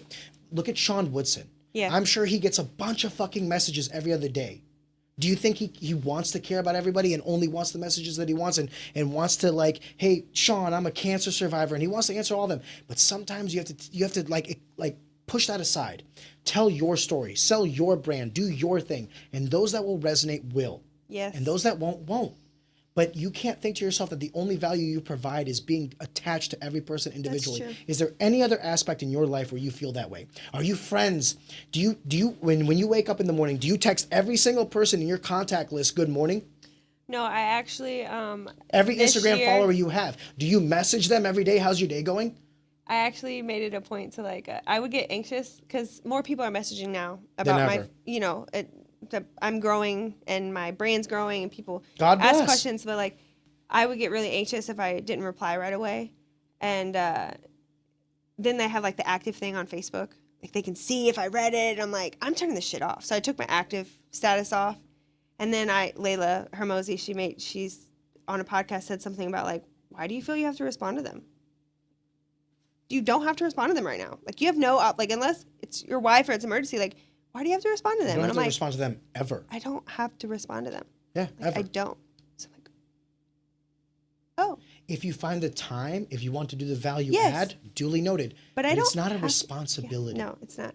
And it also, like, I put a lot of pressure on myself, like how I make people feel. I try to just not do that so much. But, like, the thing, you know, like, they message me. I'm like, oh, what do I have to reply? It's like, you don't. Like you said, you don't. And it's just. By the way, I think that's like a very admirable quality to have. Thank you. Comes from a place of like true humanity. Like Yeah. you want for others to feel the way you would want to feel in that situation. And that's why I said the things that I said, that like that's the kind of person that I would want in these positions. Because you'll always think about that. You'll value that and extrapolate on that. Never lose that. Yeah, I don't want to. I hope not. And I think that's kind of my fear of, like, going corporate, because, like, I don't want to. I do feel like in my life as I've grown up, I've hardened a lot. I'm still a dreamer, but I don't know. I've hardened a lot just on life stuff. So I feel like and I've hardened on business too. I think, like, when I first started, I'm like, everyone should do fair business. But, like, there's people that don't do fair business. Like, why would you not do fair business? You get a good deal, I get a good deal. But, like, there are people that don't do fair business. Well, not everybody that goes into business is smart, unfortunately. So what you Yeah. think is fair business is because you have the intellect to understand his perspective or her perspective. Well, but and if you yours. do They understand their don't. perspective and you still choose to do unfair business, like, Well, that's a cunt. And given an appropriate amount of time, those people won't be in business. Business is relationships and network. Yes. And if you fuck over enough people, guess what? You won't be in business. you won't be in business. Say it again. Yeah, you The won't ones be. in the back. Yes. Karma is not just something for the world. No. It's for all aspects of that world. Whether it's commerce, whether it's relationships, whether it's two people that don't know each other crossing paths on a sidewalk. Karma's karma. So Yeah. I don't know. I know one thing for certain. I said this once, I'll say it many times. I trust people to do what's in their best interest, not what's in mine, not what's in humanity's best interest, not what's in like altruism or conservatism or liberalism. I trust them to do what's in their best interest. Yeah. Greed. And as long as I align my interests with them, leave emotion and humanity and all that shit out of it. You want to do this thing, I'm going to help you do this thing, and it will somehow help me, regardless if you know it or not. I will never be unpleasantly surprised. I will only be pleasantly surprised. Like, Trust in greed. so I guess here's an example. Like, I'm very polite. Yes, sir. No, sir. Da, da, da. So when I was first dealing with the manufacturers, it's really hard to negotiate and get manufacturers where I am in my business because I have very low MOQ, which is minimum order quantity. Like, most of these places you have to order 500 Yeah. t-shirts. Like, I'm on 50. So, like, I have to have a lot of good talk for them to even Entertain you. entertain my messages. And I was very, like, I feel like I was a little bit too passive. And I talked to another person of mine that's inspiring me, Dave Hammock. He's a boxing coach. He was like, man, if I'm negotiating with people and they give me some outrageous answer, I tell them, fuck no. Fuck no. I was like, that's so abrupt. Like, he's like, try it. Fuck no. Like, don't try and sweeten the deal. Like, if you don't want something, like, tell them fuck no. And I was like, take the fuck out of it since it's not professional, but I'm gonna say fuck no. No, and, thank you. Yeah, like, and I did, and in that, I think that was a way that I was, like, hardened, and it changed the way I talk to people. I wouldn't say I'm not polite, but I'm definitely stern, and I was more like, people that manufacture overseas will probably laugh at this. It's like, sometimes you'll get a joke that's like, oh, my father died, or my brother died. I can't complete this manufacturing order. Like, I'm so sorry, but, like, No, get my shit done. yeah. We signed a contract, get your shit done. Yeah, and, like, I don't know if that was true or not. Well, now I know that that's a common excuse. I've had 100% it's not. Like, so, but it's like those things, I could be, like, empathetic or sympathetic and set myself back and be like, oh, it's okay. His dad passed away, but whatever. It's like, no, this is business, and I'm firm, and this is what I need. So fuck no. Like, Can I ask you a question? Sure. What is the price of something? Generic. What is the price of something? what do you mean? You're buying something. What is its price? think it has a lot. It's not just price. I think it's one variable. No, it's not. It's time. How long is it going to take to get here?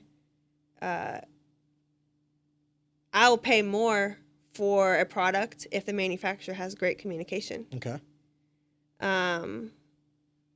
So I think it's a lot of Okay. factors. What if I told you it was one?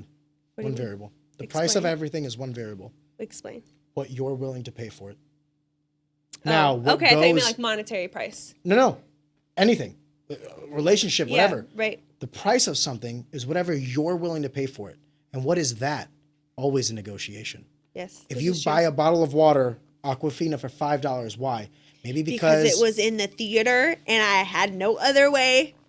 artificial supply and To wet my demand, whistle. scarcity, whatever. But at any moment, you could have been, no, fuck that shit. Yeah. And you wouldn't have paid the $5. And if enough people say, no, fuck that, I'm not paying the $5, guess what the price of that thing will happen? It'll start going down. Yes. Why? The invisible hands of the market. So I guess to my point on that is like, I agree with you that business is relationships. But ultimately, like, whether or not I say, fuck you, no, or yeah, hell yeah, man, or oh my gosh, I'm so sorry. Ultimately, it comes down to what am I willing to accept and what am I willing to give? Yes. And a lot of times people do not understand the power of negotiation. The price of something is what they are willing to pay, both what I am willing to pay and what they are willing to pay. I'll give you a prime example. I was in a meeting with something where the price of an event for like a show was $20,000. That's what the venue said. The GM of the venue said, hey, it's $20,000 for everything. And in a 30-minute conversation, we got that price down to $10,000 because I was like, hey, listen, we're going to do this. And Yeah, we're gonna do that, right. We're trying to build a relationship That with you stuff's guys cool. and all this other stuff. So that conversation saved me $10,000, right? No, it didn't save me anything. What I learned was what was the real price of that venue. It wasn't $20,000. It was $20,000 to someone who couldn't bring what you No, brought. it was $10,000 because that's what he was willing to sell it for. Now, if someone else is willing to buy it for $20, that's fine. Doesn't mean it's $20. It's what he was willing to sell it for or what I am willing to buy it for. Yes. That's the price of something. That's price. Now, in that is the variables. What's the cost of goods sold? What's the labor? What's all these other Right. things? Some things are tangible, some things are intangible. What's the price of ChatGPT? Why is it this much a month and not something more than that a month? Why is the price of Laffy Taffy still 15 cents a taffy? Yeah. It's a bunch of variables, but it's also what someone is willing to Willing pay to pay. for. Yeah. That was one of the most, I don't know, I kind of went on a spiel with this one. No, Forgive yeah, me. that makes sense. Pricing my products that way has been interesting too because Experiment with it. experiment with it. Like I'll do it like $30 one day, do it 20, and see what that cost benefit analysis looks like. when I first started, like I would sell them. I'd sell something like my shorts. The first time I sold them for like $40, and everyone bought them, didn't blink an eye, and I was like, Oh, maybe I should make them 60. 50. I don't know. Like, so and yeah. see what that like price. There's a theory in finance called price elasticity. Essentially saying like how elastic the price of something can be determines the delta of where you can go with that price. It's usually correlated with demand. So like let's say you have water. Well, that's pretty price elastic if you're in a desert. That can Right. go from $2 to $100 real quick. How much do you want it? But let's say you're selling ice in Alaska. Well, that's pretty price inelastic. That's pretty much going to be like, no matter, unless, the sun doubles in size, we're going to have a pretty static supply and demand, right? So price elasticity is difficult to determine because unless you have like a big firm or like you're in an industry, actually you might be able to look some of this stuff up from like competitors. You might be able to find the exact price to the penny of what you should charge for something based on competitors. A shirt might be, the best price for a shirt might be $23.98 in the Rust Belt and maybe $35 in a Coast. I think that I bring an additional factor to the pricing because it's like, it's local and it's from me. Yeah. It's like, I don't know. You take the human element into it. But like you said, that can grow. But I think that I'll Well, ride. you can have both. Yeah. Maybe the ones that you sell or whatever you want to price them at. But if you buy them online and I have no idea who you are, you're going to get the retail price. So that's something that I've done kind of naturally on my own. And then when I went to Waco, I also just got a deal with Century, which is the main combat or the main gear sponsor for Waco USA, and they just got a deal internationally. So they're the main sponsor. It's so cool. So my first meeting with them was the Waco tournament. We were booth to booth, so I got to like unpack their inventory and go through everything and see how they do things as a corporation. You get to learn. And I realized their prices were pretty cheap, and they gave me their spreadsheet and they showed me like they call it a show price. So like to show in person, their prices are a little bit cheaper than online. So I'm like, that's genius. So that's how I actually do the Combat Corner gear right now. Like if you go online, order it. They give good discounts. And Liz, actually, my wife, she does codes and stuff, so you can get 10% off online. But then if you're in person and you buy it from me, it's a little bit cheaper than what you would buy online. Because you're in person, you don't have to pay for shipping, and you don't have to wait. So I think that's... it's not even that. It's competitive. Yeah. Let's say I buy It's an advantage. let's say I buy a shirt from you that I'm not going to wear at the venue. This goes back to what I was saying about price. If I see that your shirt's $24.99 and I go to your website and it's $24.99, well, I'm just going to buy it on the app because I don't have to fucking carry this around now. Yeah, right. But if you sell it to me for $20, ooh, that $5 delta, is that worth me buying it now? That's also why I heard it on a podcast. I feel like I just take little notes from everywhere, Good. but that's also why I don't do sales. I haven't decided to do sales. I feel like... What do you mean you don't do sales? Like discounts or like it's Black like Friday. sale, or like, yeah. Sorry. So like I know now, well, before I had my own brand, I don't buy anything else from other people now, but you know, Muay Thai Addict or any cool brand, I would wait for sales or wait for a tournament. So, because I knew they would go on sale, they're so expensive. Yeah. But like I don't... So what is their price? So what is their price? Sale price. What is You're their willing to wait. Yeah, I want to wait. So the I wanna price isn't have- $120 for a pair of gloves. It's $80, whatever their sale is. Yeah. You don't think they know that? So I want to have the difference in having an online price and having a sale price, but I think that's fair. But those are my prices. And like I'm not going to bump my shorts up to 60 so I can make sales later. Like my shorts are Meaning $50. you don't want to artificially inflate them just so you can do a sale for $50. Yeah, and then try like to push and then product. people just wait for you to have sales. Would you agree that it's a pretty potent combination and it works? What do you mean? Black Friday sales and all these There's other things. so many. There's so many. So you think it's diluted? Yeah. I would say the same. Like why? Like there's so many shorts and hand wraps on sale for Black Friday. Why not just drop a new... Do you think retail... It's kind of an open-ended question, but what do you think of retail? Do you think it's competitive or do you think it's... Okay, let me ask my question in a bit more intelligent of a way. Do you think that retail today is more or less competitive than previous years?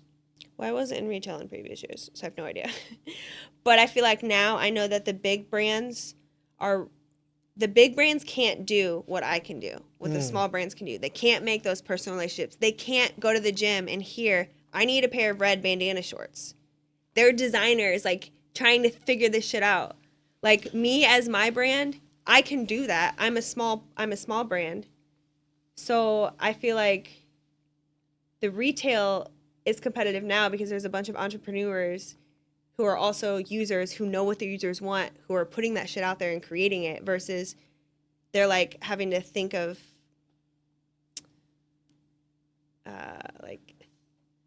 what the people want. The people are making the shit now. Like I think it's bold of you to think that they can't do it. They can't do it. Why do you think that? They're getting influencers to do it. Yeah, but why do you think they're doing that? Because they can't do it. Because they can do it. They can't. No. They can't do it, so they have to have the influencers do it. Let me add a different paradigm to it, though. Don't you think that given enough means and capital and energy, anything can be done? So you don't think that everything you do currently can't already be done by a bigger entity that could dedicate the resources to that? You really don't think that? If you are running a corporation and you're doing that, you're not at the gym talking to the people about what they want. I don't believe that, no. So it's not that they can't do it, it's more that interpersonal, the humanity of it. Which eventually, if you... Can you do the task? Yes. Can you? But that's also that's the limiting factor. So what I was getting at is like, if you continue to grow, then by proxy, that will also eliminate you as well. Because that at one point, if enough growth happens, then you by definition will also not be able to do that. So it's not that they can't do that. So like I don't want to like I want to be like in the middle. I want wanna to be be in the like middle. yeah, I want to be like as much as I can without making that like jump. I think, and I could be, you could easily tell me, Ariane, eat shit. I think it's all possible. Yeah. I think the big guys can do it. I think the small guys can do it. I think everybody can do it. I think what happens is there's a cost-benefit analysis that's done, and they say, we're actually, what's the return on our investment, or what's our opportunity cost? Instead of going to every single gym and talking with every single person, what else could we do that could generate us more revenue? And they take an active decision in not doing it. I think you can be as big as you fucking want and still go to all the gyms you want to go to. In fact, I would say that it's even easier because you won't have the 9 to 5. You don't have to do any of the fucking packaging or whatever. And you can solely CEO be going to gyms and just being like, hey, girls, you want some kittens on your hand wraps? So what I'm trying to say is there are very few things in this life that are mutually exclusive or binary. And there are 50 shades of gray in the middle. And that you can do it all if you want to. Just don't limit myself. Don't limit yourself. Yeah. You can be a corporation. You can employ 100 fucking people, and you can still go to all the gyms you want to go to. You can still have that interpersonal relative relationship with people. I mean, sure, listen, there's economies of scale, and there's like a lot of market forces and all these other things, duly noted. But what I'm trying to say is that essence can still be there forever. And if it ever gets around and find out. And if it's ever bigger than yourself, then hire someone to do the same thing you're doing. Your job is literally to go to gyms and talk to little girls. Yeah. And now what have you done? You've done the exact same thing, but on a grander scale, so you're helping more people, and you created a job.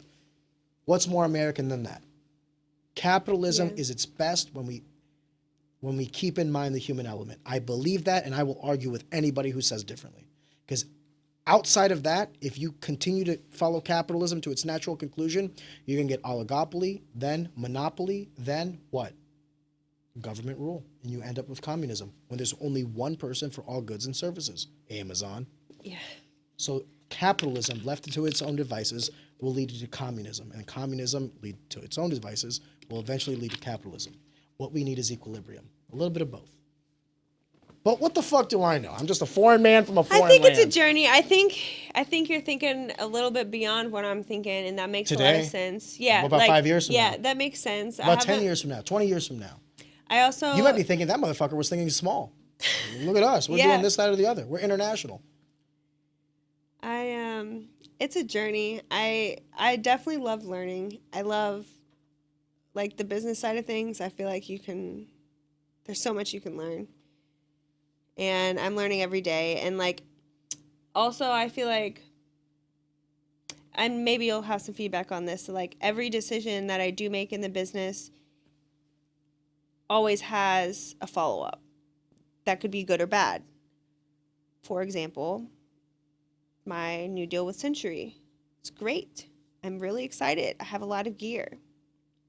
But when I showed up to like take it all back, like I didn't have enough room to put it in my car. So the logistics of operations. So like, okay. So now how much gear did you have? A lot. Oh my gosh. I'll post it soon, but I have 20 boxes of gear. It took a truck and my SUV to bring it back. So now I'm like, okay, now I have this gear to sell. You have inventory. I have inventory, and it's in my basement in boxes. Okay. Now I have to unpack it and make sure that my inventory matches my sheet that I got, and then I got to get it up on the website. So it's like, at first, I got the deal. It's like, okay, I got this deal. Cool. This is elevating me to a new level. Now I have a new task, a new thing to figure out. So like, now I had to figure out how to manage inventory a lot more than I had before. Well, every deal is an obligation for both parties. They obligated to you gear, which they gave to you at site. Mm-hmm. Now you obligated to them what? The service of selling that gear. Right. So they fulfilled their obligation. Now it's time for you to fulfill yours. And I have to learn what that obligation entails. Like, it's not just I have a sheet and I have boxes. I need to make sure that everything in those boxes match this. And then, like, they call their things different. I'm reading the sheet. I need to understand what C gear is. It's a certain type of glove. I need to know if someone asks me this. Like, I have to familiarize myself with that. I didn't necessarily think about that. And then, no one does. This is shit you don't have school for. Yeah, every decision in my business makes me understand that there's a whole new level that I have to do. So now I know that, like, I'm going to have my partner come over and we're going to have to figure out how to do this inventory. But then I will know Oh, but next but time. Lily, you haven't touched every piece of glove. I thought you were gonna, be with there for everybody and be at everything. I do have people and handle that, every transaction. No, I have people like, Well, how's that? I don't any have different? a business partner. But how's that any different? If you let one transaction, if you let one interaction, if you let one piece of inventory go without your knowledge, how's that any different from letting 100, 1,000, a million? What's the difference? Because it's my people helping me. Like it's Everybody Annie. under your umbrella is your people, regardless if you know them or not. I want to know them. I don't want someone to Well, be then under spend my all your umbrella. time knowing your people and not selling your brand. I Let want- them sell the I- brand, and you know your people. That's true. That's a good point. Your mind's in the wrong place. Don't worry about your people. They're worried about a paycheck. Worry about the people you're trying to serve, because without them, they don't have a job. Your people will be fine. Yeah. They'll find another job. They'll leave you for someone willing to pay them $1 extra an hour. Don't get entitled to them because they're not entitled to you. And that's the beauty of capitalism. Yeah. It's not a relationship. It's a job. And that's what I tell people all the time when they're like, I've been working at this place for 10 years. I'm like, congratulations. You're probably 40% down on your salary because you could have left and made more money. Yeah. I left my job and made more money. I tried to leave and then they were like, oh, We'll match. Yeah. No, they gave me better. What's your price? Yeah. No. What's your price? Yeah. That's a question. What is your price? Like, so in my job, No, not your monetary value. Lily, what is the price of every hour of your production? What is that price? What someone is willing to pay. Yeah. If you think that someone's paying you $60 an hour and that's like, oh, that's my price. Well, guess what? $60 an hour is your job or your price. If someone's willing to give you 70, how do you know? Unless you go out there. Unless you ask. Unless you ask. Every job promotion or every job salary increase that I've ever got that was ever material outside of your annual review was because I got this offer from the fair market. This is my new value. Someone's willing to pay me this. I'm not asking you for a raise. I'm not demanding it. I'm asking you to pay the fair market rate for my goods and services. So that's also a big pivot in my entrepreneurial to make more money is because I make good money at my job. And there was a time where they were transitioning owners and transitioning a lot of things. We were growing. We're in different offices and shit changed. My pay changed. For better or worse? For worse. But it was I didn't really Did have. your roles and responsibilities change? No. So it was Get the fuck out of they there. had changed it, and in a time it was changed so quick. I didn't even have a chance to adjust to my next paycheck. They were like, "This is the new salary," and I was like, Did you sign a piece of paper accepting it? "What?" Did you sign a piece of paper accepting it? No. It's entirely possible that was illegal. Well, Did you get an it's a offer private letter? company. Doesn't matter. Did you have an offer letter and did you sign for what you thought your salary and roles and responsibilities were? I don't think so. No, you had to have. What do you mean? When you got hired, are you a W-2 employee? Yes. Then when you got hired, you had an offer letter, right? Yes. You signed that piece of paper, right? Yes. You expect this from me, I expect this from you. When you change what you expect from me, you need me to sign it. Well, they said that this will be the salary if you want this job. Okay. And then So- afterwards, they changed that salary, right?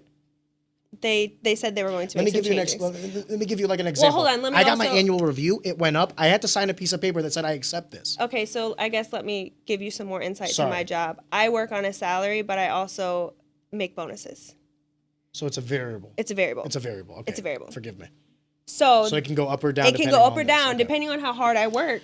I still think that the salary so- portion. I still think that salary portion is there are laws for this shit for a reason because an employer makes can't sense. tell you to. Because think about it logically to its logical conclusion. makes sense. You have a current employer that pays you $60,000 a year. I say that I'll pay you $70,000 a year. You go, okay, cool. I accept your position. I'm going to give my 2 weeks. After 2 weeks, after you've left your job, you got me now. And I go, you know what? I'm going to pay you 50. Yeah, no, it wasn't like that. I can't It's legally do that. It was specifically the bonus structure that was changing. Okay. So the variable portion of that. The variable that portion wasn't set in stone. That wasn't set in stone. That was makes more changing. sense. I'm like, they Yeah. can't just demote your pay. And for me, That's highly illegal. For By me- that logic, this one's for free. No, I'm joking. it was such a wake up call that someone else could make a decision about my worth. Well, you don't own the company. Don't own the company. And I was like, someone else can control my income. This is crazy. I work my ass off. So I know if I depend on me, I'll be good. But I'm not writing my checks. Someone else is. So I'm like, I have to find a way to make money that it will only be me. Like, my job is good, and it's good now too. We worked through that. I put in my 2 weeks. Like, we got a good thing going now. But like, even still now that my job is good and secure, I have to be the one to physically be able to get money. I have to be like, when that happened, I was just like, this is crazy. Like, this is my rub with a lot of people that hate on like billionaires and millionaires is like, listen, are there those that like inherited wealth and all this other stuff? Of course. But when you're talking about entrepreneurship, it's like, you know, this person made $1 million last year, and 20% of it is profitability. Ariane, that's unfair. They're overcharging for their product. He should only make 10% profitability. And I'm like, do you have any idea what that person was like when their first year of business and they don't know what the fuck they're doing and they're making mistakes and they're losing their ass and they're unsure of tomorrow and they're taking on all this other risk? I have this certain affinity, and I will say that there are two soft spots in my heart. Number one is for anyone who's lost a parent. It's like, now I know that what that feels like. And number two is anyone who started a business, because I know exactly what that shit is like. fucking hard. Everyone looks at my suits and the watches in the car and they're like, oh, Ariane's like, you didn't see me eat shit for fucking years. Yeah. You didn't see the amount of lessons I had to learn the fucking hard way, all the things I had to miss out and all this other stuff. So believe me, when you're telling me these things, sometimes I feel like I might sound a little like obtuse or insensitive to the plight of the open market, but like, he would leave me on the drop of a dime for someone paying him $2 more an hour. And I would expect him to. Because this is not a relationship. This is like, I'm paying you for a service. If you want to do it, do it until you don't want to do it. Yeah. That is our agreement. I'm not beholden to you. You're not beholden to me, under the eyes of our Lord and our laws. Okay? Outside of that perspective, it's like, what I'm doing, the risk that I'm taking, I should receive 100% of the responsibility, pro and con. If I lose my ass, I'm an idiot. And if I succeed, I'm a genius. That's the difference between an idiot and a genius, is success. Yeah. The only thing I fucking hate is we're somehow getting to this point in this country where we're like demonizing capitalists and entrepreneurs. There will always be those, when presented with a demotion or their bonuses aren't up to par or whatever, that will bitch and complain and find another job. Great. Do that. Enter the open market, find your value. There will be those that will do nothing, and you know your worth. Your worth is whatever the fuck you're willing to swallow. Congratulations, idiot.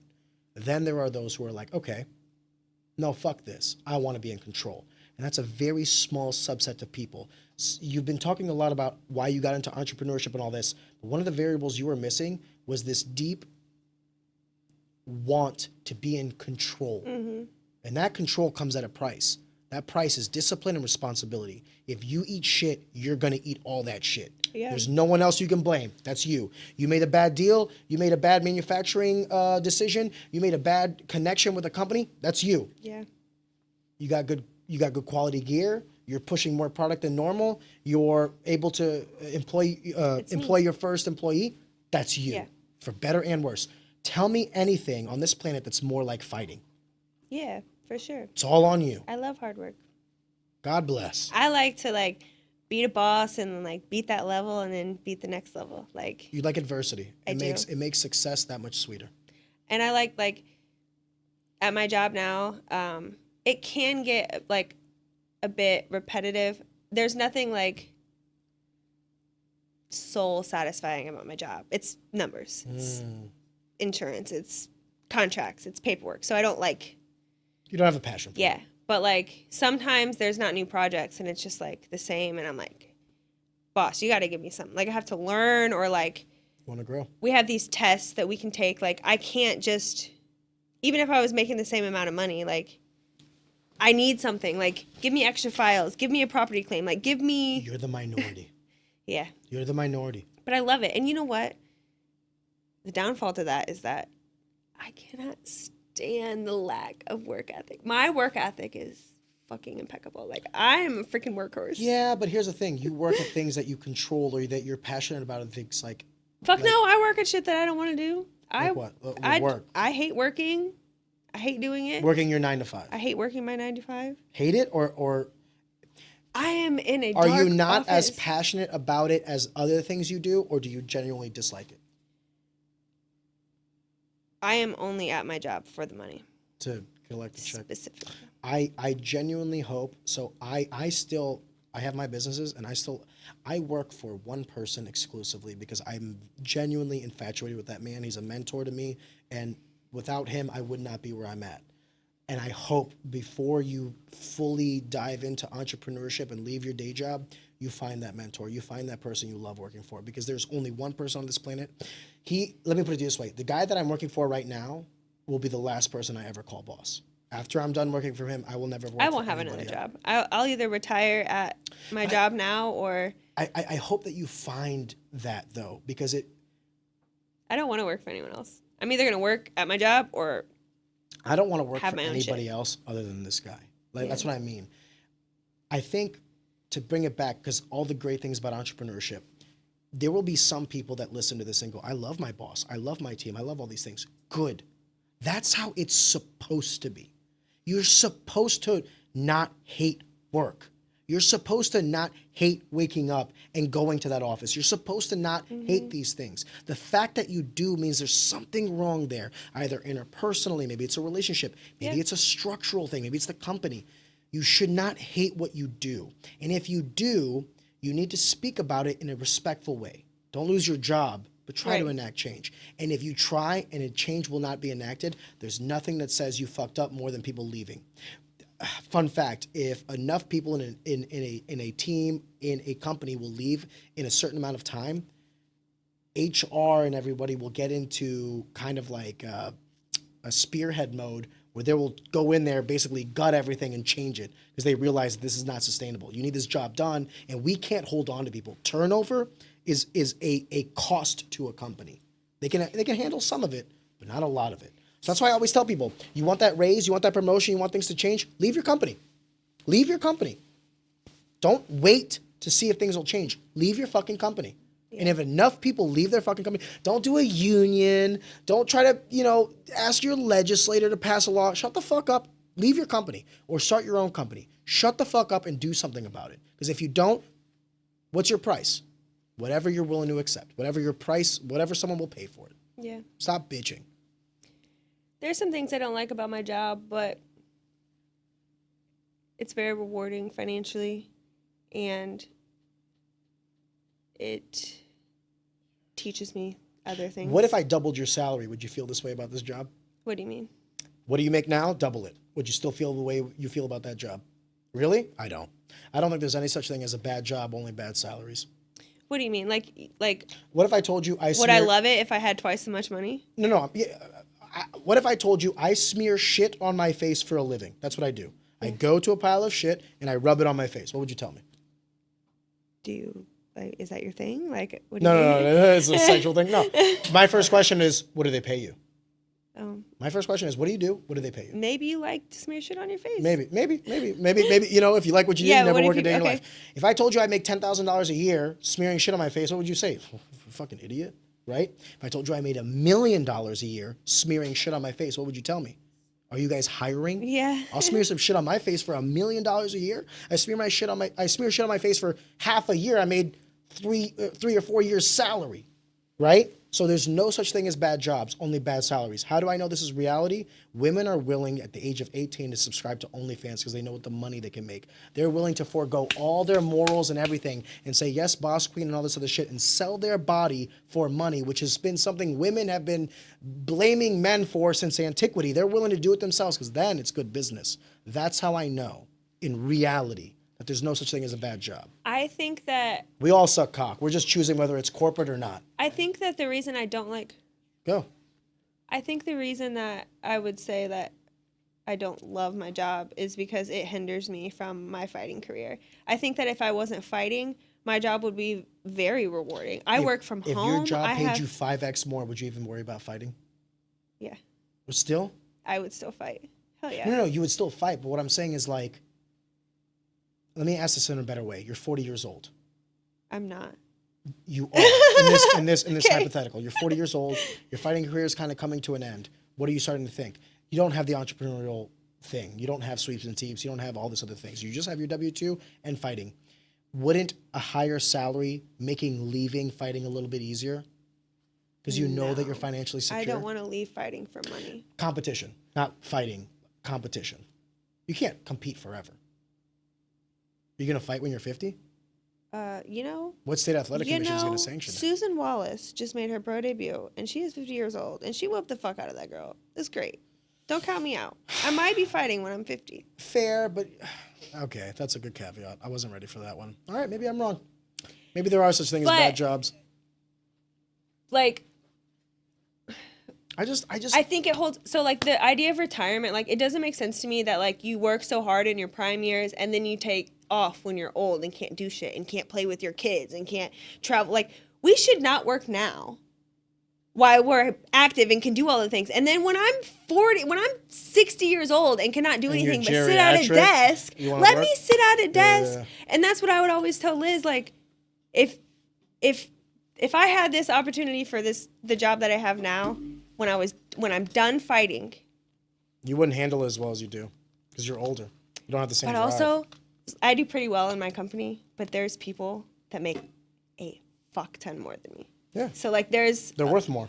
there's a lot of room for like Growth there, but like I'm not interested in that because I want to do this so Sure much. you are. You know about it, so of course you're interested in it. Why would you bring it up? I'm on the trajectory. It's a long path, but Okay, then don't accept any more raises. Continue to work for the same salary you work with now, since you're not interested in it. I do because I want to fight. So I'm not really like. No, I'm saying don't accept any more raises. The money you make now, you'll make 10 years from now, since you're not interested in growing and increasing the salary and all these other things. Because you said I'm not interested in that. That's a fucking lie. Come on now. Of course you are. I'm not interested in. So my fight career has a short window. Correct. Right. The progression of my career at work is test more time. Those tests take 4 to 10 hours a week to study, which is taking away from my fighting. So like right now, I'm like at a very slow progress growth in my career because I'm fighting. Okay. That takes time. Okay. So like I Or could you not get fight. another job at another firm that doesn't have any of this other bullshit and get more money. No, I couldn't. Why not? I make more money at my job. Oh, really? So maybe that's your price. Okay. So then you've capped out. I do think I'm capped out right now. Okay. So then why are we worried about this? What do you mean? Like, you're at the highest limit, right? You can't get any more money anywhere else With fighting. with fighting. Yes. Okay, then stop fighting. I don't want to stop fighting. Okay, so then. I want them both. Okay, then do them both. I'm doing Okay, it. then I'm doing it. It just takes time. You do it. Listen, can I just say this? I Can I just say this? You're crushing it. Thanks. Okay, you're It's hard. crushing it. No, listen. There are very few people that I can have a genuine conversation like this. Very few people. A lot of these concepts will go over people's heads. They don't understand some of the things I'm saying or some of the things you're saying. So the fact that we're even having this conversation at a high and a low level is admirable. Thanks. Congratulations. You're not just a meathead. You hard. are, but then there's more to you. Welcome to the club. Thanks. I hope this podcast was what you thought it would be. You are hands down the longest episode we've ever had. If you factor in the shit that we didn't record that we thought we were recording, that's 4 hours. We did a 4-hour podcast. So before we call it quits, and this is what I told you before, I know we probably didn't touch everything, but you are more than welcome on again. I love this shit more than anything. And I hope you don't feel like I would like to lectured come. you. That's No. not my... No, I really, like, I feel like you challenge my mind a lot. I like it. I like the thoughts. I think it's cool to talk to, that's what I listen to your podcast a lot, actually. I think it's cool to hear other people's perspective and other people's, like, ideas of things, especially, like, elevated in this entrepreneurial career because, like, I think I grow from challenges and, like, people can make you think different ways and challenge and open your mind and, like, I'm thinking so big, trying to do all these things on my own, and you're like, you could be fucking bigger, get a fucking team. Like, fuck your big thoughts, go fucking bigger. Like, it takes people and conversations like that to open your mind, and I think it's cool. Yeah, there's a lot of different ways you can go in being an entrepreneur, and there's a lot of challenges that come, and it's like kind of like what you make out of each one. You know, I can go this way or this way, and either way could be successful or either way could be shit. It could be different ways. But yeah, I think talking to other people, just opening up your mind and thinking different ways is important, and you have to always be challenged to grow. So You never limited yourself in fighting. Don't do it in business. You wanted to be the best in the world, and you wanted to win every fight and all these other things, and you were willing to tackle any obstacle and willing to sacrifice anything. I don't understand why you wouldn't do that for business as well. that makes sense. Yeah, It's the same mentality. it's a good thought. I believe in this. 100%. I also have to get my wife on board. My business ideas are a bit crazy for her all the time. You know what'll help? Success. That's right. So when we packed up the, so she knew I was getting gear at the tournament, but then like he starts packing up boxes, and she's like, That's a lot of boxes. packing up boxes. No, she's like pissed. She's like, what are you doing? We can't take all of these. This is before the other guy came up and was like, I have a truck. I can. So we're just talking about like loading up my car. And Liz was like, we cannot fit all this in my car. And I'm like, okay, well, we're going to figure it out. But can you not say this right here? Because in front of everybody? Dude's right here. Yeah. Like, I don't know how we're going to get these 20 boxes in my car, but we're going to. And she's like stressed out. I'm like, this is how I'm going to make money. Like, I don't know how I'm going to do this. But right now I have 20 boxes of Century headgear and shin pads that I'm going to sell. I don't know how, but I'm going to do it. And right now it's in my basement. I'm going to figure it out. But she's always like, God bless. these things are like, she's like, doing this, you're doing this, you're doing that. But I have got her to understand that, like, if I say I'm going to do it, I'll do it. You're gonna spend the next 20 years of your life making this shit work, and I hope you hit $1 million. And if you do, you're gonna have some liberal arts major guy graduate college and tell you that you're lucky. Yep. Lillie, This is probably true. I appreciate you, girl. Thank you so much. No, are you kidding me?